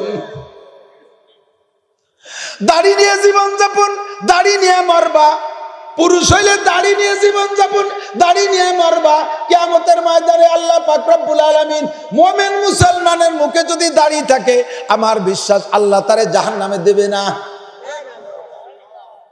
একটা লোক হাদিসের মধ্যে আছে পরিষ্কার, একটা লোক মানুষকে তো ডেকে ডেকে আল্লাহ তাআলা জিজ্ঞেস করতেছে আমল নামা, একটা লোককে ডাকছে, ডাইকে ওর আমল নামা খুলেও ফেরেশতারাও জানে আল্লাহও জানে, দেখে যে কিচ্ছু নাই, তারপরে ওরে যে ভরাচ্ছে যে আমি যদি ধরি ওরে দোজকে দেই তাহলে ও আবার অভিযোগ থাকতে পারে যে আমি এত ভালো মানুষ ছিলাম, যদিও জীবনে করে দিন নামাজ পড়িনি, হয়তো জেনা একটু বেশি করছি, মদ গাঁজা খাচ্ছি, তবুও ভালো মানুষ ছিলাম, হয়তো টনমনে একটু মারছি, জুলুম অত্যাচার করছি, তবুও ভালো মানুষ ছিলাম, আমার ধরি এভাবে বেশি দোজকে দিল, আল্লাহ এইরকম জুলুম করলো, এই জন্য ওর দোষ খাতা ভালোরে বুঝাই দেওয়া দরকার। বুঝাই দেওয়ার জন্য ওর ইকরা কিতাব আঁকা, তোর আমার নাম তুই পড়িয়ে দেখ, ওরে ভর্তি করলি, ওর এবার কাকা বিকেছে, আল্লাহ ও পড়িয়ে লাভ নাই, ওর মধ্যে কিচ্ছু নাই। বেচতে জাতি নেকি লাগে, দোজকে জাতি গুণা লাগে, তো গুনায় সব ভরা, নেকি তো একটাও নেই, যা দোজকে যা, দেশে আটা। এর মধ্যে নবী পাক সাল্লাল্লাহু আলাইহি ওয়াসাল্লাম উম্মতকে সুপারিশ করে করে জান্নাতে দিচ্ছেন। এই লোকটারে ডাইরেক্ট জাহান্নামের হুকুম দিলে নবী আলাইহিস সালাতু ওয়াস সালাম আল্লাহ পাকের বাম পাশে বইসা, মনটা খুব খারাপ, যেই লোকটারে বললে আর একটু দেরি করা লাগলো না, ধরিয়ে নিয়ে যাচ্ছে ফেরেশতারা। হঠাৎ করে চেহারার দিক তাকায়, দেখে মুখে সুন্দর দাড়ি। এই লোক নামাজ নাই, রোজা নাই, হজ নাই, জাকাত নাই, ফরজ নাই, ওয়াজিব নাই, সুন্নত নাই, মুস্তাহাব নাই, কোনো তার খবর নাই, যত আকাম কুকাম সব করছে। লাস্টে দুর্গা পূজায় যে হিন্দু বাড়িতে শুয়োরের গোশত নাড়ু খাইয়েছে, এরপর হয়েছে তার মরণ। তিনি এরে কি দিয়ে বাঁচানো যায়? এ কি দাড়ি রাখছে, এ কি সুন্নতের মহব্বতে দাড়ি রাখছে? সবকিছুর সাথে সাথে আন্তর্জাতিক খ্যাতি সম্পন্ন কিরপিন, দাড়ি কাটতে পয়সা লাগে, সেই বাড়িতে কাটিয়ে রয়ে গেছে। নবী পাক বলতেছে, আল্লাহ তোমার ফেরেশতাকে একটু ঠেকাও। আল্লাহ কইছে, হ্যাঁ ফেরেশতারা দাঁড়া। ফেরেশতারা দাঁড়ানোর পরে বলতেছে, আল্লাহ বান্দা তোমার অন্যায় করছে, তোমার দোজকে দিবা, আমি তো ঠেকাতে পারবো না, আমার এখানে আর কোনো অধিকার নেই। তবে আল্লাহ আমার সুন্নাত তোমার বান্দার সাথে জাহান্নামের আগুনের ভিতরে একসাথে জ্বলবে, এইটা কিন্তু আমি সহ্য করতে পারবো না। কি সুন্নাত? কয় যে তোমার বান্দার মুখে দেখো আমি নবীর সুন্নতি দাঁড়িয়ে আছে, ওই তারে দাড়ি কাটা খুলিয়ে রেখে খালি ওরে বাটাই দাও, দাড়ি রেখে দাও। আর নয় আমার দাবি যে ও দাড়ি যেন জাহান্নামে পড়ে না। আল্লাহ পাক বললেন, দোস্ত দাড়ি যদি খুলিয়ে রেখে ওরে দোজকে দেই তাহলে তুমি মিথ্যেবাদী হয়ে যাও। কি কথায়? যে তুমি বলেছো তামুতুনা কামা তাহয়াউন ওয়া তুহশারুনা কামা তামুতুন, যে চেহারায় জীবন যাপন ওই চেহারায় মরণ, আর যে চেহারায় মরণ ওই চেহারায় হাসর নাসর। এখন দাড়ি খুলে রাখলে তো তোমার এই কথা, হাসর নাসরে তার দাড়িকে আলাদা করে রাখা হয়ে যাচ্ছে, কাজেই তোমাকে মিথ্যাবাদী বানানো যাবে না। আর নবী পাক সুযোগ পাইছে, আল্লাহ তাহলে আমার সুন্নত যেন জাহান্নামের আগুনে না পড়ে। নবী পাক সাল্লাল্লাহু আলাইহি ওয়াসাল্লামের এই দাবিতে আল্লাহ ফেরেশতাদেরকে বলবে, ও ফেরেশতারা আমার দোস্ত সুপারিশ করছে, বাদ্দিন সাইয়্যাতিহি হাসানাত, ওর সব গুনাহগুলোকে এক দাড়ির ওসিলায় পাল্টাইয়া তারে জান্নাতে দিয়ে দাও। গুনাহকে সব পাল্টায় নেকি বানায় দাও, একটা ওসিলা ও মুসলমান, তোমার সুন্নতের ভিতরে পরিবর্তন করো, তোমার আমলের ভন্দি পরিবর্তন করো, সুন্নতের পর পাবন্দি করো, তাহলে তোমার এই নিয়েতেই আমি একটু হায়াত চাই আল্লাহ, আমি যেন দাড়ি নিয়ে মরতে পারি। আল্লাহ আমার জন্য সুন্নতি দাড়ি নিয়ে মরার তৌফিক দান করে, বলেন আমিন। দাড়ির মাসালা আছে একটু বলে যায়, এদিক তাকান, এদিক তাকান। অনেকে দাড়ি রাখছে আটটুক একটুক, বগলও যারটুক, দাড়িও সাটটুক। আবার কের বগল এসছে দাড়ি ছোট, বগল ভালোই বড়, প্রায় 3-4 মাস কাটে না। আর দাড়ি তো একটু লম্বা হয়ে গেলি বেড়া না পিতরে যাইয়া খুরুই নিয়েছে। এক মুটের কম দাড়িকে দাড়ি বলে না। চার মাযহাবের চার ইমামের অনেক মাসালার মধ্যে মতানৈক্য আছে, কিন্তু দাড়ির ব্যাপারে চার ইমাম একমত। এক মুটের আগে যদি কোনো ইমাম দাড়ি কাইটে খাটো করে ফেলে, ওই ইমামের পিছনে নামাজ পড়া মাকরুহে তাহরিমি। अंग्रेजी कटिंग के चूल कटवाने वाले इमाम के पीछे नमाज मकरूह तहरीमी है। इंग्रेजी कटिंग विदेशीरा इंग्रेजरा जे कटिंग काटे एहेंदे साइसे झुलिए बेला दिছে উপরে সাইডে ঝুটি রাখছে, ইমামও যদি এরকম করে সেই ইমামের পিছনে নামাজ পড়া মাকরুহে তাহরিমি। ইমাম যদি দাড়িতে কালো কলম লাগায় জুয়ান হওয়ার জন্য, যুবক থাকার জন্য, ওই ইমামের পিছনে নামাজ পড়া মাকরুহে তাহরিমি। কে বলে কইছে বউ যদি যুবতী থাইয়ে যায় আর স্বামী যদি বুড়ো হয়ে যায় কালা লাগানো যায়। দাড়ি কালা বানালি কি সব জায়গায় কি শক্তি আসে নাকি? বেশি আর কলাম না। ওই মাঝে মাঝে তো কই যে সে গল্প মনে আছে নাকি, এক বুড়ি কুজো হয়ে গেছে, মাথায় কালি মাখাচ্ছে জুয়ান হওয়ার জন্য, ইয়াং সাজার জন্য। শেখ সাদির সামনে পড়িয়ে গেছে, তো শেখ সাদি বুড়িরে বলতেছে, এক বুড়ি বসি রং ঘষি কালো করছিল কেশ, কহিলাম গো বুড়ি মা তোমার বুদ্ধি তো আছে বেশ, পাকা চুল কালো হইবে হয়তো কালো রং মাখাইলে, কুজোপিঠ তবু হবে না কো সোজা হাজারো মালিশ দিলে। ইয়াং হওয়ার জন্য খালি চুল কালো হলে হবে না, তো মাজাও তো সোজা লাগবে। তো চুল না কালি মাহায় কালা বানাবি, মাজা সুজার মানে কোন মলম দিয়ে? চুল কাটা দাড়ি কাটা কালা বানাইলে বিতর্কত যে দুর্বলতা, তা কোন হারবাল খালি ছাড়বে? খালি ভাজলামে বাদ দাও। শরিয়াতের বাহিরে কোনো মাসালা নিজে আবিষ্কার করলে তার ঈমান নষ্ট হয়ে যাবে। কথা বলেন ঠিক না? আল্লাহু আকবার। একটু হায়াত চাই আল্লাহর কাছে, সবাই বলেন আল্লাহ আমাদেরকে হায়াত দাও। ওমাল হায়াতুদ দুনিয়া ইল্লা কলিল, এ দুনিয়ার জিন্দেগি অতি সামান্য। ওয়া ইন্নাদ দারাল আখিরাতা লাহিয়াল হায়াওয়ান, আখিরাতের জিন্দেগি হলো আসল হায়াত। আমার বাবারা বলেন আখিরাতের জিন্দেগি আসল হায়াত। এ দুনিয়ার অল্প একটু হায়াতের মধ্যে ইনকাম করে যাব, খরচ করব আখিরাতে। আরে দুনিয়ায় সামান্য কয় মাস চাকরি করি, ঘরে বসে খরচ করি, ইরির খেতে কাজ পরিশ্রম করি অল্প কয়দিন, সারা বছর ঘরে বসে ইরি খাই। পেঁয়াজের খেতে পরিশ্রম করে কয়দিন, সারা বছর পেঁয়াজ বেচে টাকা ঘরে বসে খাই। এমন করে ইনকাম করি অল্প সময়, ব্যবহার করি লম্বা সময়। দুনিয়ার অল্প একটু সময় আমি ইবাদত করে নেকি কামাই করে যাব, এইটা ব্যবহার করবো অনাদি অনন্তকালের মধ্যে। কথা বলেন ঠিক না? আমাল হায়াতুদ দুনিয়া ইল্লা কলিল ওয়া ইন্নাদ দারাল আখিরাতা লাহিয়াল হায়াওয়ান। এখন এই অনাদি অনন্তকালের লম্বা টাইম আমি যে নেকি আমল করব, ব্যবহার করব, ওই নেকি আমার কামাই করার জন্য হায়াত আবার কম, আমার অল্প একটু হায়াত। নবী পাক বলেন হায়াত উম্মতি বাইনা সিত্তিন ওয়া সাবিন, আমার উম্মতের হায়াত 60 থেকে 70-এর মাঝামাঝি। এই 60-70-এর ভিতরে আমাদের অল্প সময়ের ভিতরে মোটা কামাই করার জন্য নবী সহজ বুদ্ধি দিয়েছেন। একেবারে সহজে বেচতে যার সহজ বুদ্ধি হাতে দিয়ে দেই। আল আমালু কালিল ওয়াল আজরু কাসির, আমল করবেন কম, নেকি পাবেন বেশি। কন্যা সুবহানাল্লাহ। নামাজ পড়বো 1 ওয়াক্ত, সওয়াব পাবো 527 ওয়াক্তের। কমে গেছে সুবহানাল্লাহ বলেন না? আগামীকাল সকালবেলা কইন সুবহানাল্লাহ, বলেন সুবহানাল্লাহ, আলহামদুলিল্লাহ। নামাজ কয় ওয়াক্ত? 1 ওয়াক্ত পড়বেন, 1 ওয়াক্ত নেকি পাবেন 527 ওয়াক্তের। আল্লাহ তাআলা পোষায় দিয়েছে, আল্লাহ তাআলা পোষায় দিয়েছে। কোন জায়গা পড়লে এই পরিমাণ নেকি পাবেন? আপনার 5 তলা দালানের এসি রুমের মধ্যে না, বাড়ির পাশের মসজিদটা যদি ভাঙ্গা হয়, চাল দিয়ে পানি পড়ে, নিচে খেজুরির পাটি উইতি তার অর্ধেক খাই ফেলাই দিছে, বেড়া বানাইছেন পাট খড়ি দিয়ে ভেঙে গেছে, শিয়াল ফিটির উপর দিয়ে দৌড়তে বার হয়ে চলে যায়, তবুও আপনার 5 তলা এসি আর কন্ডিশন বিল্ডিং এর চাইতে আল্লাহর এই ভাঙ্গা ঘরের দাম বেশি। কথা বলেন ঠিক না? এই জায়গায় ইমামের পিছনে জামাতে নামাজ পড়বেন। আর জামাতে কেনই বা পড়বেন না? এদিকে আসেন, আমি মানে অ্যাটাক করি। জামাতে কেন পড়বেন না? আপনার এখানে যারা আছেন, আমি কি ইন্টারভিউ নেব? ইন্টারভিউ নিলে 99% পাবলিক ফেল করবেন ইনশাআল্লাহ। যারা মাদ্রাসায় পড়েন নাই কোনোদিন যারা কওমি মাদ্রাসায় পড়েন নাই, তারা সূরা ফাতিহা শুদ্ধ করে পড়তে পারবেন। এই হাজারে 2-1 জন থাকতে পারে, 100-এ কোনো পার্সেন্ট পাবো না। আমি ইমামতি করছি কুটিকালেতে, একটা দাড়ি জ্বালাইছে সেই সময় ইমামতি করি, ডাটের মুসল্লি, অনেক মশালা জানে, প্রায় মুফতি সাপ, বিড়ি খায়ার মুফতির ফতোয়া সাড়ে একটাতে, সুরো ফাতিহা জিজ্ঞেস করলে গাল এড়ায় যায়। 7 আয়াতে 535টা ভুল, দোয়া কুনুত পড়তে গেলে তাতে ভুল, দোয়া কুনুত পড়তে গেলে তাতে ভুল। আমরা হানাফি মাযহাবের মানুষ, আমাদের মাসালা হলো ইমামের পিছনে যে নামাজ পড়বে, তার ইমামের পিছনে যে ব্যক্তি নামাজ পড়বে, ওই মুসল্লির সূরা ফাতিহাও পড়া লাগবে না, কোনো কিরাত পড়া লাগবে না। আর নামাজ ভাঙ্গার কারণ 19টে, তার ভিতরে 1 নম্বর নামাজে অশুদ্ধ পড়া, নামাজে অশুদ্ধ পড়া, অশুদ্ধ পড়লে নামাজ ছুটে যায়। এই কথাটা স্বাভাবিকভাবে বলে গেলে আপনার মাথার মধ্যে ঢুকতেছে না, আমি একটু ভাঙ্গায় বলবো, কষ্ট হচ্ছে নাকি আপনাদেরকে?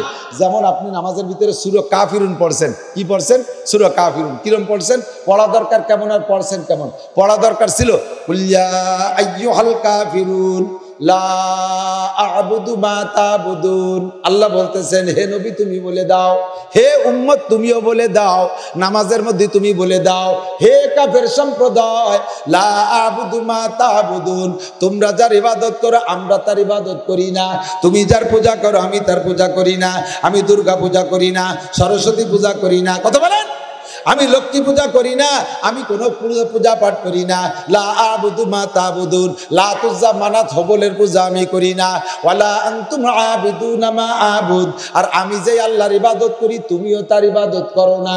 তুমি যে মুখে বলো তোমরা যারা আল্লাহ আমরা তারে ভগবান বলি, এইটা সম্পূর্ণ মিথ্যা কথা, কারণ তোমাদের ভগবানের পাশে তোমরা ভগবতী রাখো, এটা হলো ভগবানের স্ত্রী, আমার আল্লাহর কোনো স্ত্রী।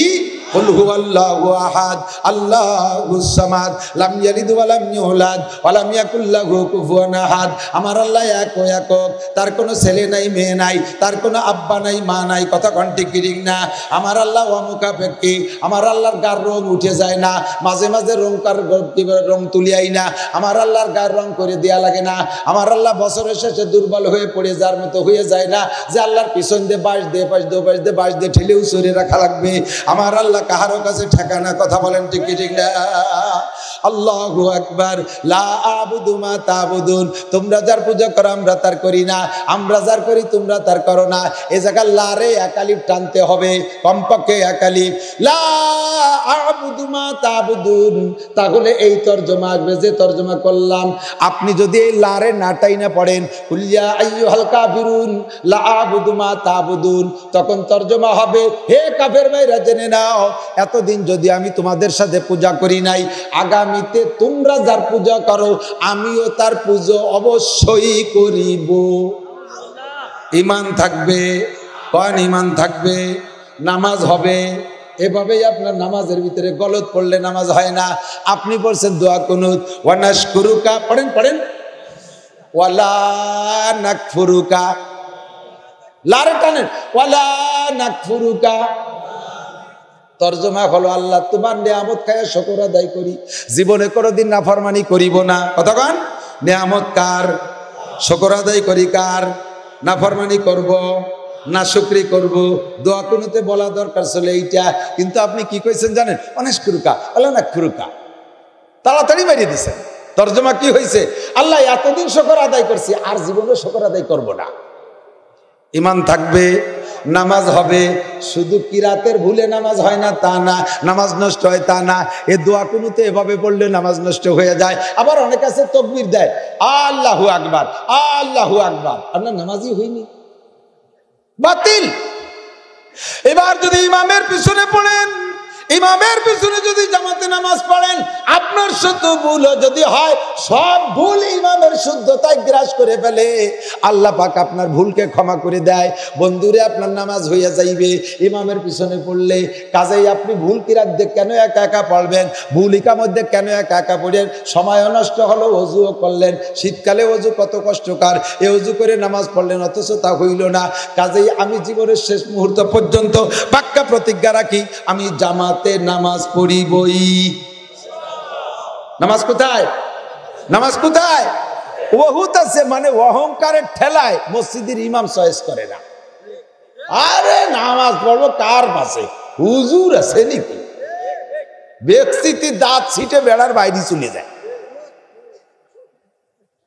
চিনি তোর হুজুর দে, ও হুজুররা জঙ্গি, কইয়া হুজুর বিচার আল্লাহ কয় তোরে বুড়ো একটা দাতালি শয়তানে ধরছে, এই অল্প ইবাদতে মোটা নেকি পেয়ে বেসতে জাতি, তাই তোরে জাতি দেবে না বলে অহংকার ঢুকাই দিছে। আজানের ঢক্কি ইকামতের ঢক্কি শুনলি বমি আসে, ওনার আবার ইমাম পছন্দ হয় না। আরে ভাই আমি মাঝে মাঝে বলি, উদাহরণে বলি, জায়গায় জায়গায় বলি, অনেক কখনো এসে গেলে বলা লাগে। ইমাম সাহেব এই নামাজ একটা রেলগাড়ি, এই রেলগাড়ির ইমাম, রেলগাড়ির এক বগি ইঞ্জিন বগি হলো ইমাম। রেলগাড়িতে কি সব বগিতে ইঞ্জিন থাকে? কতক্ষণ থাকে? এক বগিতে ইঞ্জিন থাকে। মাঝের ডানা পিছনের ডা, সবচেয়ে সামনের ডানা। তাহলে ইমাম সাহেব কি মাঝে থাকে না পিছনে থাকে? সবার সামনে, ওইটা হলো ইঞ্জিন বগি। এবার ইঞ্জিন বগির সাথে যে কয়টা বলো লোকাল বগি জড়াই দেবে, সেই কয়টাই ডেকরাতি ডেকরাতি জায়গা পর্যন্ত। ইঞ্জিন ভালো হলে তাড়াতাড়ি যাবে, ইঞ্জিন একটু দুর্বল হলে আস্তে আস্তে যাবে, তবু যাবে, ঠিক কিনা? আর যদি ইঞ্জিন সাথে জয়েন না করে, ইঞ্জিনেরটা তাকিরা জানুয়ারি ইট দিয়ে গাই দিয়ে হেডলাইট ভেঙে বেলা দিচ্ছে, টেরামেন্সির মতো লাইট মারে, তা খালের মধ্যে চলে যায়। পুরন ইঞ্জিন ব্রিটিশ আমলে ধুমো ধুমো কালা হয়ে গেছে। এই ইঞ্জিন দিয়ে যদি অবজ্ঞা করিয়া হিংসে করে যদি তার সাথে জয়েন্ট না লাগায়, রাজশাহীতে কোনো বগি, উনি যত বড় সৈয়দ বংশের বগি হোক আর বিসিএস পাস বগি হোক, উনি কি বাইটে ভাড়া আসতে পারবে? পারবে? কোনোদিনও পারবে? কোনোদিন। ওনার এই জায়গায় জয়েন্ট করতে হবে যে আমাকে বাইটে ভাড়ার লাইনে। এখন তো ভালো ট্রেন দিয়েছে, এর আগে যে লাইন ছিল মনে আছে না? মুরব্বীরা উঠছেন কেউ কোনোদিন সেই রেলে? আর সেই রেলের আর শেষ জীবনে আমি একদিন উঠছি, রাজবাড়িতে উঠছি। আরে কপাল, সে কি হালাত! স্টার্ট তো মধ্যে নেয়ই না, বহুত চেষ্টা করতেছে। পরে সবাই করলাম যে আমাকে টাকা ফেরত দেন। টিটি এসে ভাই একটু দাঁড়ায়, আর একটা বার ট্রাই করতে দেন। ফিরে এবার স্টার্ট দিল, মোটামুটি একটু পরানো বানিয়েছে। স্টার্ট দিল, মনে করলাম যে যাবে, ফক ফক করে কয়বার কালা দুমোবারে তা নিবে গেছে। আবার সবাই টাচ আছে, এই করতে করতে স্টার্ট নেছে তো আর দেরি করি নেই, গিয়ার লাগাই দিয়েছে, টান, দৌড় শুরু হয়েছে। আল্লাহু আকবার, কি যে জোরে চললো, আমি ওরকম আর জীবনে কোনোদিন দেখি নেই। চলমান ট্রেনের থেকে আপনি নামিয়ে সামনের বগিতে নামিয়ে পেশাব করে পিছনের বগিতে উঠে যেতে পারবেন না, আপনার ধুয়ে যেতে পারবে না। এত দ্রুতগামী ছিল সেই ট্রেনটা। পিছনে আখের বগি জোড়াই দিচ্ছে, পোলাপান চলমান অবস্থায় আখটা নিটে নিয়ে ফেলে দিচ্ছে। আর তার সুরই আলাদা, ওইরকম সুরও আমি ট্রেনে শুনি নেই। ট্রেন তো দেশ বিদেশের সব ভালো ভালো ট্রেনে চলতেছে, এরকম ধাক্কা দিচ্ছে, কাছে যাচ্ছি যাবানি, যাচ্ছি যাবানি, গেলি গেলাম, না গেলি গেলাম, তোমাকে মনে চালি নামি যাও, না হলি থাকলি থাও, যাচ্ছি যাবানি, যাচ্ছি। আমরা কয় মৌলবী এই সুরির সাথে শব্দ মিলে যায়, হাসাহাসি হতে, যে সুরও যেমন আর গতিও তেমন। এরপরেও দেখলাম এই যাত্রী জামানি করতে করতে যে কয়টা বগি ওর সাথে লাগাইছে, সেই কয়টা বাটি ভাড়া আসছে। ওর ওই দুর্বলতা দেখে যদি ওই জায়গা রাজবাড়ি কোনো বগি কয় তোমার মতো মৌলবীর পিছনে আমি একটা করবো না, সে যদি ওই জায়গা থাকে যায়, জীবনে একা একা আসতে পারবে? যত ব্রিটেনের বগি হোক, আমেরিকান রেলগাড়ির বগিও যদি হয়, তো ইঞ্জিন বগির সাথে জয়েন্ট না দিলে আসতে পারবে? সেম কোয়ালিটি ডাক্তার, ইঞ্জিনিয়ার, বিজ্ঞানী, পণ্ডিত, ডিসি, ওসি, এমপি, মন্ত্রী, টিওনো, মিওনো যা আছেন, সরকারি যত বড় অফিসার আছেন, কোরআন শরীফ যদি মাদ্রাসায় শুদ্ধ করে আপনার পড়া না থাকে, আপনি যত বড় নেতা হন না কেন, আপনার বগি গন্তব্যে যাবে না। আপনার বগি গন্তব্যে যাবে না। একটা ইঞ্জিনওয়ালা বগির সাথে, ইমাম বগির সাথে আপনার নামাজটাকে জয়েন করাইতে হবে, নইলে কিন্তু জায়গা মতো যাইতে পারবে, ঠিক কিনা? আমাদের বহুত পীর সাহেবের মুরিদরা আছে, নামাজ পড়তে মসজিদে যাওয়া লাগে নাকি, বসিবার স্থানে শুইলেই হয়, বসিবার স্থানে শুইলেই হয়। সম্পূর্ণ শয়তানের ধোঁকা। আমার নবীর চাইতে বড় পীর দুনিয়া আছে? আবু বকর, তারপরে উমর, তারপরে উসমান, তারপরে আলী, সাহাবায়ে কেরাম, তাবেঈন, তাবেঈন, আবু হানিফা, শাফি, আহমদ, মালিক, বুখারী, মুসলিম, তিরমিজি, আব্দুল কাদের জিলানী, মুঈনুদ্দিন চিশতি, নিজামুদ্দিন আউলিয়া, কুতুবউদ্দিন বখতিয়ার কাকি, শামসুল হক ফরিদপুরি, হাজী শরীয়তুল্লাহ, মুহাম্মদুল্লাহ হাফেজি, চরমনাই পিসা, ধারাবাহিক বুজুর্গানে দিনের সিলসিলা আমাদের নবী পাক পর্যন্ত আছে। এই সমস্ত বুজুর্গানে দিন সবাই জীবন ভরে জামাতে নামাজ পড়লো। আর আমার দেশের পীররা মুরিদকে বোঝায় যে নামাজের মতো নামাজ জীবনে এক ওয়াক্ত পড়লেই হয়, আর তার জন্য মসজিদে যাওয়া লাগে না, দরবারে বসে থাকলেই হয়ে যায়। বোঝা যাবে যে উনাকেও মিস্টার ইবলিসে গ্রেফতার করেছে। কথা কোন ঠিক না? আমরা নামাজ পড়বো কোন জায়গা? সময় কম কামাই বেশি, অল্পের মধ্যে বেশি ইনকাম করব। পাগলামি মোটে করবেন না, দোকানের মধ্যে পড়ার চেষ্টা করবেন না, বাণিজ্য ক্ষেত্রে পড়ার চেষ্টা করবেন না, খেত খামারে বাড়ি পড়ার চেষ্টা করবেন না। সাধ্য অনুযায়ী মসজিদে নামাজ পড়বেন, এক রেখাতে 527 রাকাত। আল্লাহু আকবার। রাতে ফজরের নামাজের পরে সূরা হাশরের শেষ 3 আয়াত পড়ার নিয়ম হলো আউযু বিল্লাহি সামির আলিম মিনাশ শাইতানির রাজিম 3 বার। বিসমিল্লাহ পড়া লাগবে না, বিসমিল্লাহ পড়া লাগবে না। হাদিসের মধ্যে বিসমিল্লাহ আসে নাই, শুধু আউযু বিল্লাহি সামিল আলিম মিনাশ শাইতানির রাজিম 3 বার পড়েই হুয়াল্লাহুল্লাযী পড়বেন। আল্লাহর নবী বলেন 70,000 ফেরেশতা ফজর থেকে মাগরিব, মাগরিবে পড়লে আবার ফজর পর্যন্ত এমন করে জীবন ভরে আমল করবেন, আল্লাহর রহমতে জীবন ভরে 70,000 ফেরেশতা আপনার জন্য নেকি লিখবে, আপনার জন্য ক্ষমা চাইবে। অবশেষে আপনার মরণের পরে দুনিয়ার কোনো মানুষ যদি জানাজায় হাজির নাও হয়, জানাজায় হাজির নাও হয়, ওই 70,000 ফেরেশতা আপনার জানাজায় অ্যাটেন্ড করবে। আমার মা বোনরা আমল করেন মসজিদে। আমি মাদ্রাসার কালেকশনে গেছি, আমার পরিচিত যিনি ইঞ্জিনিয়ার সাহেব উনি আব্দুর রাজাক সাহেব বললেন যে হুজুর একটু বলে দেন, আমার মাদ্রাসাতে মুয়াদ্দিস সাহেব আছে, যেন কেউ সবাই কিছু পয়সা করে দিয়ে যায়। আর বেটা রাজা দিল লাস্টে বিটির আলো দোতলায়, এই বিটিকে কাছ থেকে কালেকশন করতে হবে আমার। আমি বলি ইয়ান কি আর বল, তো মহাবিপদে উড়িয়া কয় যে হুজুর ওই জালনার পাশে বসেন, খালাম্মারা যাওয়ার সময় দিয়ে যাবেন। আমি ঘুমটা টুমটা মুড়ি দিয়ে রুমাল মুড়ি দিয়ে বসলাম কালাম্মাকেটা। 2 কালাম্মা ছাড়িয়ে দিল, 3 নম্বর কালাম্মা কয় হুজুর আপনার হাতে দিয়ে একটু মুসাফা করবো। আমি কই খালাম্মা তোমার পায়ে ধরি, আমি তোমার ছাড়িয়ে না নেবো না। আগের হুজুর না নেছে, যে হুজুর নেছে সে হুজুর নেছে, আমি নীতি করবো না। তারাবির নামাজ জামাতে বইরা পিছনে যাইয়া কাপড় চুপড় বোরকা টোরকা খুইলা যা শরীরের গায়ের কাপড় যা আছে শুধু তাই ভ্যানিটি ব্যাগের মধ্যে বোরকা ভরে ওখানে মার্কেটে চলে যাচ্ছেন। তুমি যা কামাই করছিলে দোতলায়, তা 6 তলার তলে বসাই দিয়েছো, বাড়ি ফিরে যাবা, 1 পয়সারও নেকি হবে না। মহিলারা জামাতে নামাজ পড়বে না, মহিলাদের জন্য ঈদের নামাজ না, মহিলাদের জন্য জানাজার নামাজ না, মহিলাদের জন্য জুমার নামাজ না, মহিলাদের জন্য ফিল্ডে নেমে জিহাদ না, জিহাদ করবে পুরুষরা, ময়দানে জিহাদ করবে পুরুষরা, জামাতে নামাজ পড়বে পুরুষরা। কথা বলেন ঠিক না? মহিলাদের নামাজ আর পুরুষের নামাজের মধ্যে ফার ডিফারেন্স। মহিলাদের নামাজে আমার দিক তাকান, মহিলারা কানে উলে দেবে, গায়ের সাথে বগলের সাথে মিশাইয়া হাত উঠবে কাঁধ পর্যন্ত, কানে হাত ছুঁইবে না। আর পুরুষরা হাতটারে ফাঁকা কইরা 2 বুড়ি আঙ্গুলের মাথা কানের লতির সাথে মিশবে, কানের লতির সাথে হাত হালকা হালকা কিবলামুখী ঝুঁকা থাকবে।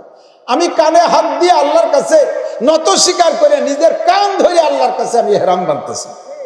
মহিলারা উঁচু করবে না, কারণ মহিলারা উঁচু করলে শরীরটা আলগা হয়ে যায় না, শয়তানে যাইয়া মহিলাদের শরমের অঙ্গ নিয়ে শয়তানি করে। এজন্য গাড়ে চাপা রেখে কাঁধ পর্যন্ত উঠাইয়া অন্যাসে ছানা বাঁধবে বুকের উপরে, ছানা বাঁধবে বুকের উপরে, আর পুরুষরা ছানা বাঁধবে নাভির নিচে। কারণ শয়তানে নামাজের ভিতরে মানুষের শরমের অঙ্গ নিয়ে শয়তানি করে।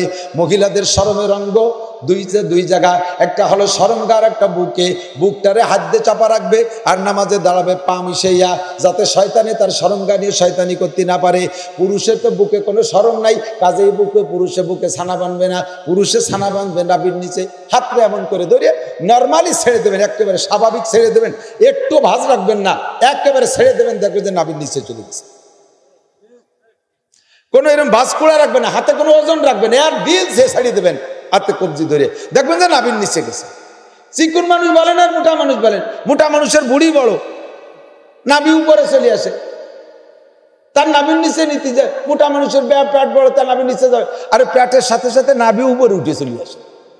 ছাড়িয়ে দিলে হাত নাভির নিচেই চলে যায়। আল্লাহ মাইপে ঝুঁকিয়ে হাত বানাইছে। পুরুষের শরম নাভির নিচে, হাতটা নাভির নিচে বাঁধলে শয়তান নিচের দিকে যাইতে পারে না। পুরুষের রুকু দেবে টান টান, মহিলারা গায়ের সাথে হাত চাপা রাখে মাত্র রানের উপরে হাঁটু পর্যন্ত হাতটা এমন করে পৌঁছাইবে। পুরুষের সিজদা দেবে একেবারে পিঠে উঁচু কাইরা, পেটের নিচে ফাঁকা থাকবে। মহিলারা সিজদা দেবে একেবারে গায়ের সাথে হাত মিশাইয়া, মাটির সাথে মিশে হইয়া। মহিলা আর পুরুষের রুকু সিজদা একরকম না, প্রত্যেকের ভিতরে পার্থক্য আছে। কথা বলেন ঠিক না? তালাবুল ইলমে ফারিদাতুন আলা কুল্লি মুসলিমিনা মুসলিমাত। যা বলতে চাইছি, আমাদের অল্প সময় বেশি কামাই করতে হবে। এই মহিলা, একজন মহিলা, তার এই নামাজের মসজিদে নামাজ পড়লে যে মোটা নাকি, এইটা কামাই করার উপায় কি? তার জন্য আরো সহজ। বাড়ি 5 জন পুরুষ আছে, এই এদিক দেখেন 5 জন পুরুষ আছে, ওনার স্বামী আছে আর 4টে বড় বড় ছেলে আছে, এর একটাও নামাজ পড়ে না। মহিলা আজকে সুন্দরভাবে ওয়াজ শুনে যে যদি এই ওয়াজের পর আমল করে, শেষ ফজরের সময় বুড়োরে ডাকতেছে, হ্যাঁ জামালের বাপ ওঠো, জামালের বাপ ওঠো, মসজিদে যা আজান হয়ে গেছে, নাসির হুজুর কি কইছে শোনো নাই? জামালের বাপ কয় যে তুমি শোনো নাই, আমি আগামী শুক্রবারেতে নামাজ পড়বো, তুমি আজকে ডাইও না। আমি তবরছে, আমি তবরছি, আজকে পড়বো না, আগামী শুক্রবারেতে পড়বো। বুড়ি কয় যে এটা হায়াতের ওয়াজ করলে তা মনে আছে যে হায়াতের কোনো গ্যারান্টি নেই, তুমি শুক্রবার পর্যন্ত বাঁচবা, তোমার গ্যারান্টি আছে, ওঠো। কোনো মতে উঠবে না, মোড়ামুড়ি, হ্যাঁ চোখ মেলা রাত কিন্তু ওয়াজ শুনছি, চোখ ছাড়তেছে না। বুড়ি কয় ঘুম ভাঙানোর ওষুধ আমি শিখিয়েছি। হযরত আয়েশা বলেন, আমি যখন রাতের বেলায় ঘুমাই থাকতাম, হুজুর শেষ রাত্রে উঠতেন, তাহাজ্জুদ পড়তে, আমার ডাকতেন, আমি উঠতে চাইতাম না, 2 ফোঁটা পানি হুজুর আমার চোখেরকে নিতে দিতেন, চোখের ভিতরে অনায়াসে পানি চলে যেত, চোখের কষ কেটে যেত, আমার চোখ খুলে যেত, ঘুমের থেকে উঠে তাহাজ্জুদ পড়তাম। এই অশিয়ে দিছি। মহিলা কয় যে হুজুরের কাছে পানি কম ছিল, 2 ফোঁটা দিছে, আমার কাছে কি পানি কম? বদনা নিয়ে নাই মই ডেলি দিছি, উঠতে তোমার উড়ো আর যাই বাড়ি উঠে কয় তাই যাও তাড়াতাড়ি অজু বানাই টানাই সুন্দর করিয়া কাপড় চোপড় পরায় মসজিদে মুসল্লি বানায় পাঠাই দেবার ছেলেকে ডাকতেছে, হ্যাঁ জামাল ওট, কামাল ওট, লালটু ওট, বল্টু ওট, সবাই ওট মসজিদে। ছেলেরা কয় মা আমাকে কি নামাজের বয়স হয়েছে? আব্বা সাবালে গেল আইজ, আমার বয়স কল 27-28, নামাজের বয়স। হ্যাঁ শয়তান ওট, হুজুরের কাছে চলে আসছি, তো 14 বছর বয়সে সাবালে গেছিস, ওট তাড়াতাড়ি ওট। ঠেলে ঠুলে 5-6 ছেলেরে উঠাইয়া উজু বানাইয়া মুসল্লি বানায় মসজিদের দিক পাঠাই দিছে, বুড়োরে দিয়ে বাপ বেটা 5 জন। মহিলা ঘরের মধ্যে নামাজ পড়ে, আল্লাহর কাছে কান্দে, আল্লাহ আমি বিটি মানুষ বলে মসজিদে যেতে পারলাম না, নাসির হুজুর খুব কড়াভাবে আমারে ঠেকাই গেল, আল্লাহ নাই তো আমি মসজিদে যাইতাম। আল্লাহ কয় তুমি মসজিদে যে নামাজ পড়লে যে পরিমাণ নেকি পাইতে তা তো তোমারে দিলাম, আর ওই 5টা দামলারে মুসল্লি বানায় পাঠাই দিছো না, ওই 5টা নামাজ পড়ে যত নেকি পাবে তাও তোমারে দেওয়া হবে, তাদের নেকি কম হবে না। কন্যা সুবহানাল্লাহ। সময় কম, যে কোনোভাবে হাতেবিতি কামাইরে নিতে হবে না, এই একটা পদ্ধতি সহজে মহিলাকে ইনকামের সহজ পথ। মহিলাদের ইনকাম করা খুবই সহজ। স্বামীর গায়ে একটু বাতাস দেওয়ার সাথে সাথে তাল পাখাই দিয়ে বাতাস দেবে, পাখাটা এই পাশে তো ওই পাশে নেবে, ওই ধারে তো এই ধারে আনতি না আনতি, তার আমল নামায় 7 ভরি স্বর্ণদান করা সব লেখা হয়ে যায়। রাতের বেলা আপনি শুইছেন, মাথা ব্যথা করতেছেন, কেমন কেমন করতেছেন, স্ত্রী টের পেয়ে যদি চুলির মধ্যে আঙ্গুল ভরিয়ে দিয়ে মৃদু মৃদু চাপ দাও, জোরে আবার ব্যথা দিয়া চাপ না, যে দিনের বেলা আমার চুল কয়টা নিয়ে উঠে গেলাইছিস, সেই সময় হাতের মাথায় লাগল পাইনি, শোধ দেবো এখন, এই নিয়েতে না, মোহাব্বতের সাথে খেদমতের নিয়েতে চুলির মধ্যে আঙ্গুল ভরি দিয়ে চাপ দিলে প্রত্যেক চিবিতে চিবিতে তার আমল নামায় 7 ভরি স্বর্ণদান করার সব লেখা হয়। স্বামীর জুতো জোড়া সোজা করে দিলে 7 তোলা স্বর্ণদান করার সব, স্বামীর জামাটা দূরে দিলে 7 ভরি স্বর্ণদান করার সব, স্বামীর বাক্যটা মাখায় দিলে 7 ভরি স্বর্ণদান করার সব, একটা লুকমা মোহাব্বতের সাথে গালে উঠে দিলে 7 ভরি স্বর্ণদান করার সব। মহিলাদের ইনকাম একেবারে সহজ। মহিলারা দুনিয়া কামাই করাও যেমন সহজ, আখেরাত কামাই করাও সহজ। কথা বলেন, আখেরাত কামাই করাও যেমন সহজ, মহিলাদের দুনিয়া কামাই করাও সহজ। 2 ভাই একসাথে ঢাকায়, 2 ভাই মিল চাকরি গেছে, চাকরি হতে গেছে ঢাকা, 22টা মাস ভরে ঘুরিয়ে গেলে যে কয়টা আনে চলে তা খরচ করে খালি এতে বাড়ি চলে গেছে। বুন্ডা যাওয়ার সাথে সাথে তার 2 দিনে চাকরি, দিনই একটা রাত্রি একটা। মহিলাদের দুনিয়া কামাই করাও সহজ, আখেরাত কামাই করাও সহজ। অতি সহজে বাচ্চারা দুধ খাওয়াবে, বিসমিল্লাহকে মুখ দেবে, স্তনের সাথে দুধ খাওয়া শেষ হলে আলহামদুলিল্লাহ বলবে, যত ফুটা দুধ বাচ্চারে খাওয়াবে প্রত্যেক ফুটায় ফুটায় এক একটা নেকি তার আমলনামায় লেখা হয়ে যাবে। মহিলা বাচ্চা গর্ভধারণ করছে যে রাত্রে বা যে দিনে, সেই দিন থেকে নিয়ে বাচ্চা ডেলিভারি পর্যন্ত, তারপরে 2.5 বছর দুধ খাবে। এর ভিতরে যদি কোনো ইমানদার মহিলা মারা যায়, আল্লাহ তাআলা তাকে সুমাইয়া রাদিয়াল্লাহু তাআলা আনহার সাথে শহীদি দরজায় জান্নাতি করে দেবে। শর্ত হলো দুধটা খাওয়ানোর ভিতরে শরীয়তের পথ অবলম্বন করবা পদ্ধতিতে। তুমি স্তন খুলে দিয়ে শ্বশুরের সামনে, ভাইয়ের সামনে, বাপের সামনে, মানুষের সামনে ঘুরিয়ে ঘুরিয়ে দুধ খাওয়াচ্ছ, তাতে তোমার নেকি তো দূরের কথা, ভাষায় তুলে বাড়ি হবে সময় মতো, খালি মরিয়ে দেখ। খালি দুধ খাওয়ানোর সময় বাচ্চাকে ঘিরে ঘিরে পর্দার সাথে দুধ খাওয়াইতে হবে। আর নবজাতক বাচ্চা বিসমিল্লাহ কইতে পারে না, মা তোমার মুখে বিসমিল্লাহ বলবা, খাওয়া শেষ হয়ে গেলে তোমার মুখে আলহামদুলিল্লাহ বলবা, যা খাওয়াইছে সম্পূর্ণ ইবাদতে পরিণত হবে। সময় কম, কামাই বেশি, অল্পের মধ্যে কামাই করে নিতে হবে। রাজি আছেন না ইনশাআল্লাহ? এক একটা সুন্নতের বিনিময়ে আপনাকে 100 শহীদের সওয়াব দেওয়া হবে, 100 শহীদের সওয়াব। টুপি ছাড়া কেউ নামাজ পড়বেন না। মসজিদে গেলে কয় টুপি কি নামাজের অঙ্গ নাকি? নামাজের 13 ফরজ, 14টা ওয়াজিব, 28টা সুন্নাতের মধ্যে তো টুপি নাই। আরে টুপি খালি নামাজের না, টুপি হলো মুসলমানদের ইউনিফর্ম, সবসময় ব্যবহার করার পোশাক। এখন আপনারা কর্মজীবী বিভিন্ন কাজ কামে থাকেন বিধায় টুপি ব্যবহার করেন না, কমপক্ষে নামাজের সময় ব্যবহার করা যাবে না ইনশাআল্লাহ? নামাজের সময় ব্যবহার করা যাবে। সহজে একটা তাহাজ্জুদের আমল শিখিয়ে দিচ্ছি, সহজে তাহাজ্জুদের আমল। কিয়ামতে আল্লাহ তাআলা রেগুলার তাহাজ্জুদ পড়নেওয়ালাদেরকে শহীদি দরজায় বিশাল মর্যাদা দিয়ে জান্নাতে দিয়ে দেবেন। কারণ শেষ রাত্রে উঠে তাহাজ্জুদ পড়া ময়দানে যাইয়া জিহাদ করার চাইতে একটুও কম না। ময়দানে যখন জজবা এসে যায় যুদ্ধ করা, তখন মরার ভয় থাকে না। ওই দেখেন গাজার মুসলমানদেরকে খালি মরতেছে মরার মধ্যে সাপ। গতকালকে দেখলাম এক ভদ্রলোক কার্টন বইয়ে চকলেট বিতরণ করতেছে, মিষ্টি। তারা জিজ্ঞেস করছে সাংবাদিকরা, তুমি কিসের মিষ্টি বিতরণ করো?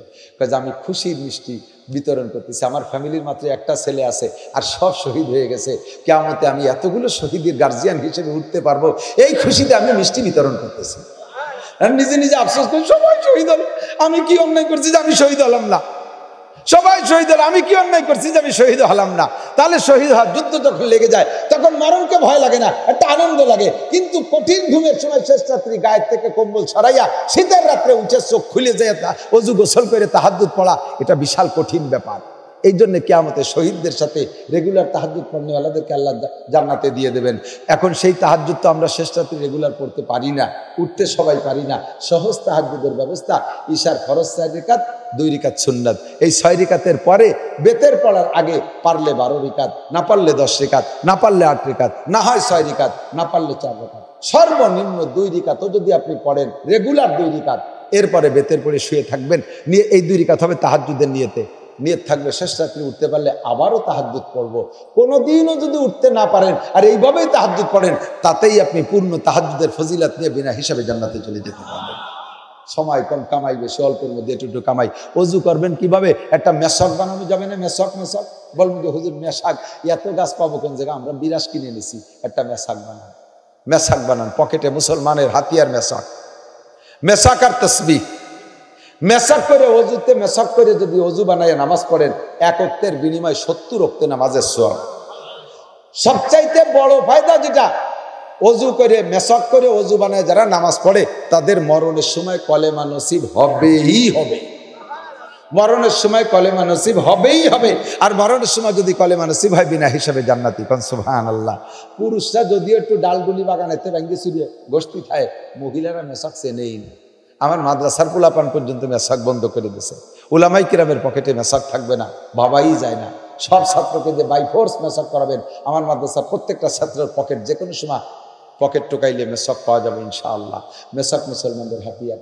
এর দ্বারা চোখের পাওয়ার বাড়ে, যৌন শক্তি বাড়ে, চেহারার নূর বাড়ে, দাঁতের ক্ষমতা বাড়ে, পেটের হজমি শক্তি বাড়ে, সর্বমি সব কিছু মিলেইয়া আল্লাহর রহমতে 1 বস্তা নেকি পাবেন। একটা সুন্নতের বিনিময়ে 100 শহীদের সওয়াব পাওয়া যাবে। আল্লাহ তাআলা আমাদের অল্প সময় আমল করার তৌফিক দান করে। আল্লাহ পাক বলেন, মান আমিলা সালিহাম মিন যাকারিন আও উনসা, নারী আর পুরুষ যারা নেক আমল করবে, ওয়া হুয়া মুমিনুন, ঈমানের সাথে নেক আমল। আল্লাহ বলেন, ফালানুহিয়ান্নাহু হায়াতান তাইয়্যিবা। ঈমানের সাথে যদি নেক আমল করো, আমি আল্লাহ তাআলা তোমাকে দুনিয়ায় সুন্দর সুখময় জীবন ব্যবস্থা দেব। ওয়ালা নাজজিয়ান্নাহুম আজরাহুম বিআহসানি মা কানু ইয়ামালুন। আর যে পরিমাণ নেকি আমল করবা তার চাইতে তোমারে বেশি নেকি দেওয়া হবে। ঈমানের সাথে নেক আমল করবা, সুখের জীবন যাপন পাইবা, আর আমলের চাইতে নেকি পাইবা বেশি। আল্লাহ তাআলা আমাদের সকলকে নসিব করে। সবাই বলেন আমিন। আমরা একটা দোয়া পড়ি, সবাই বলেন আল্লাহুম্মা ইন্না নাজআলুকা ফি নুহুরিল আদাই ওয়াল জাবাবিরা।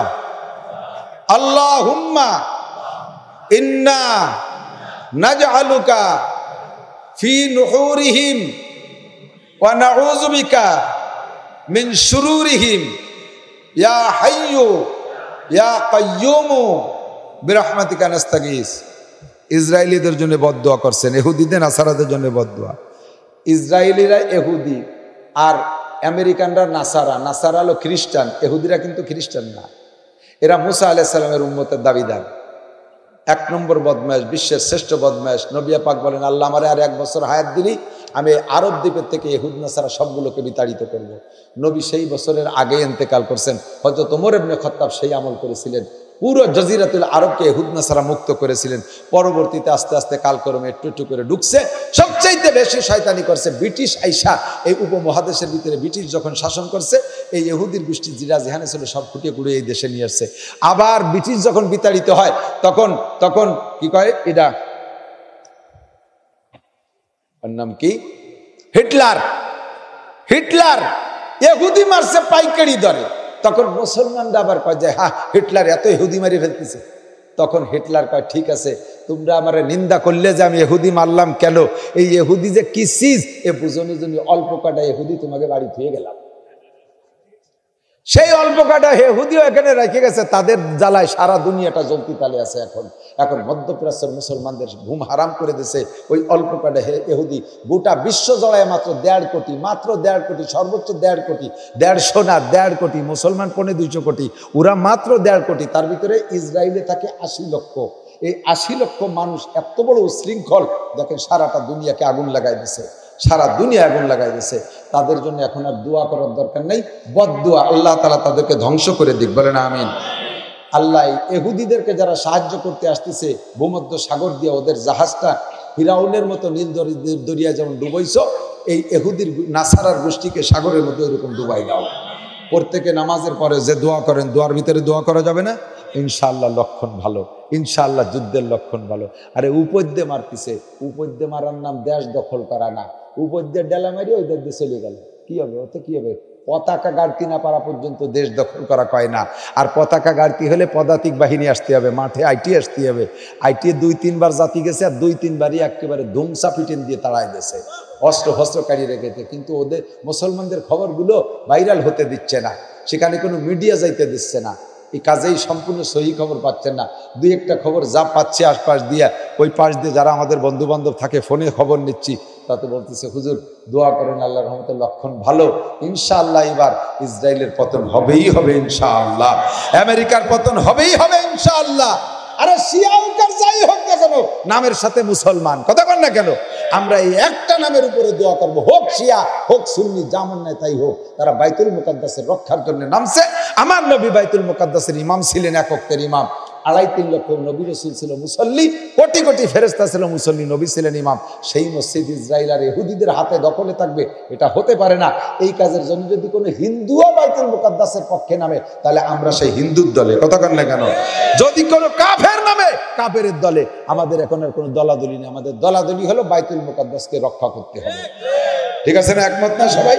দোয়া করবেন, মুনাজাত করবেন, আল্লাহ তাআলা আপনাকে সম্মানের সাথে বদরি সৈনিকদের সাথে জান্নাতি করে দেবে ইনশাআল্লাহ। আল্লাহ কবুল করুক, বলেন আমিন।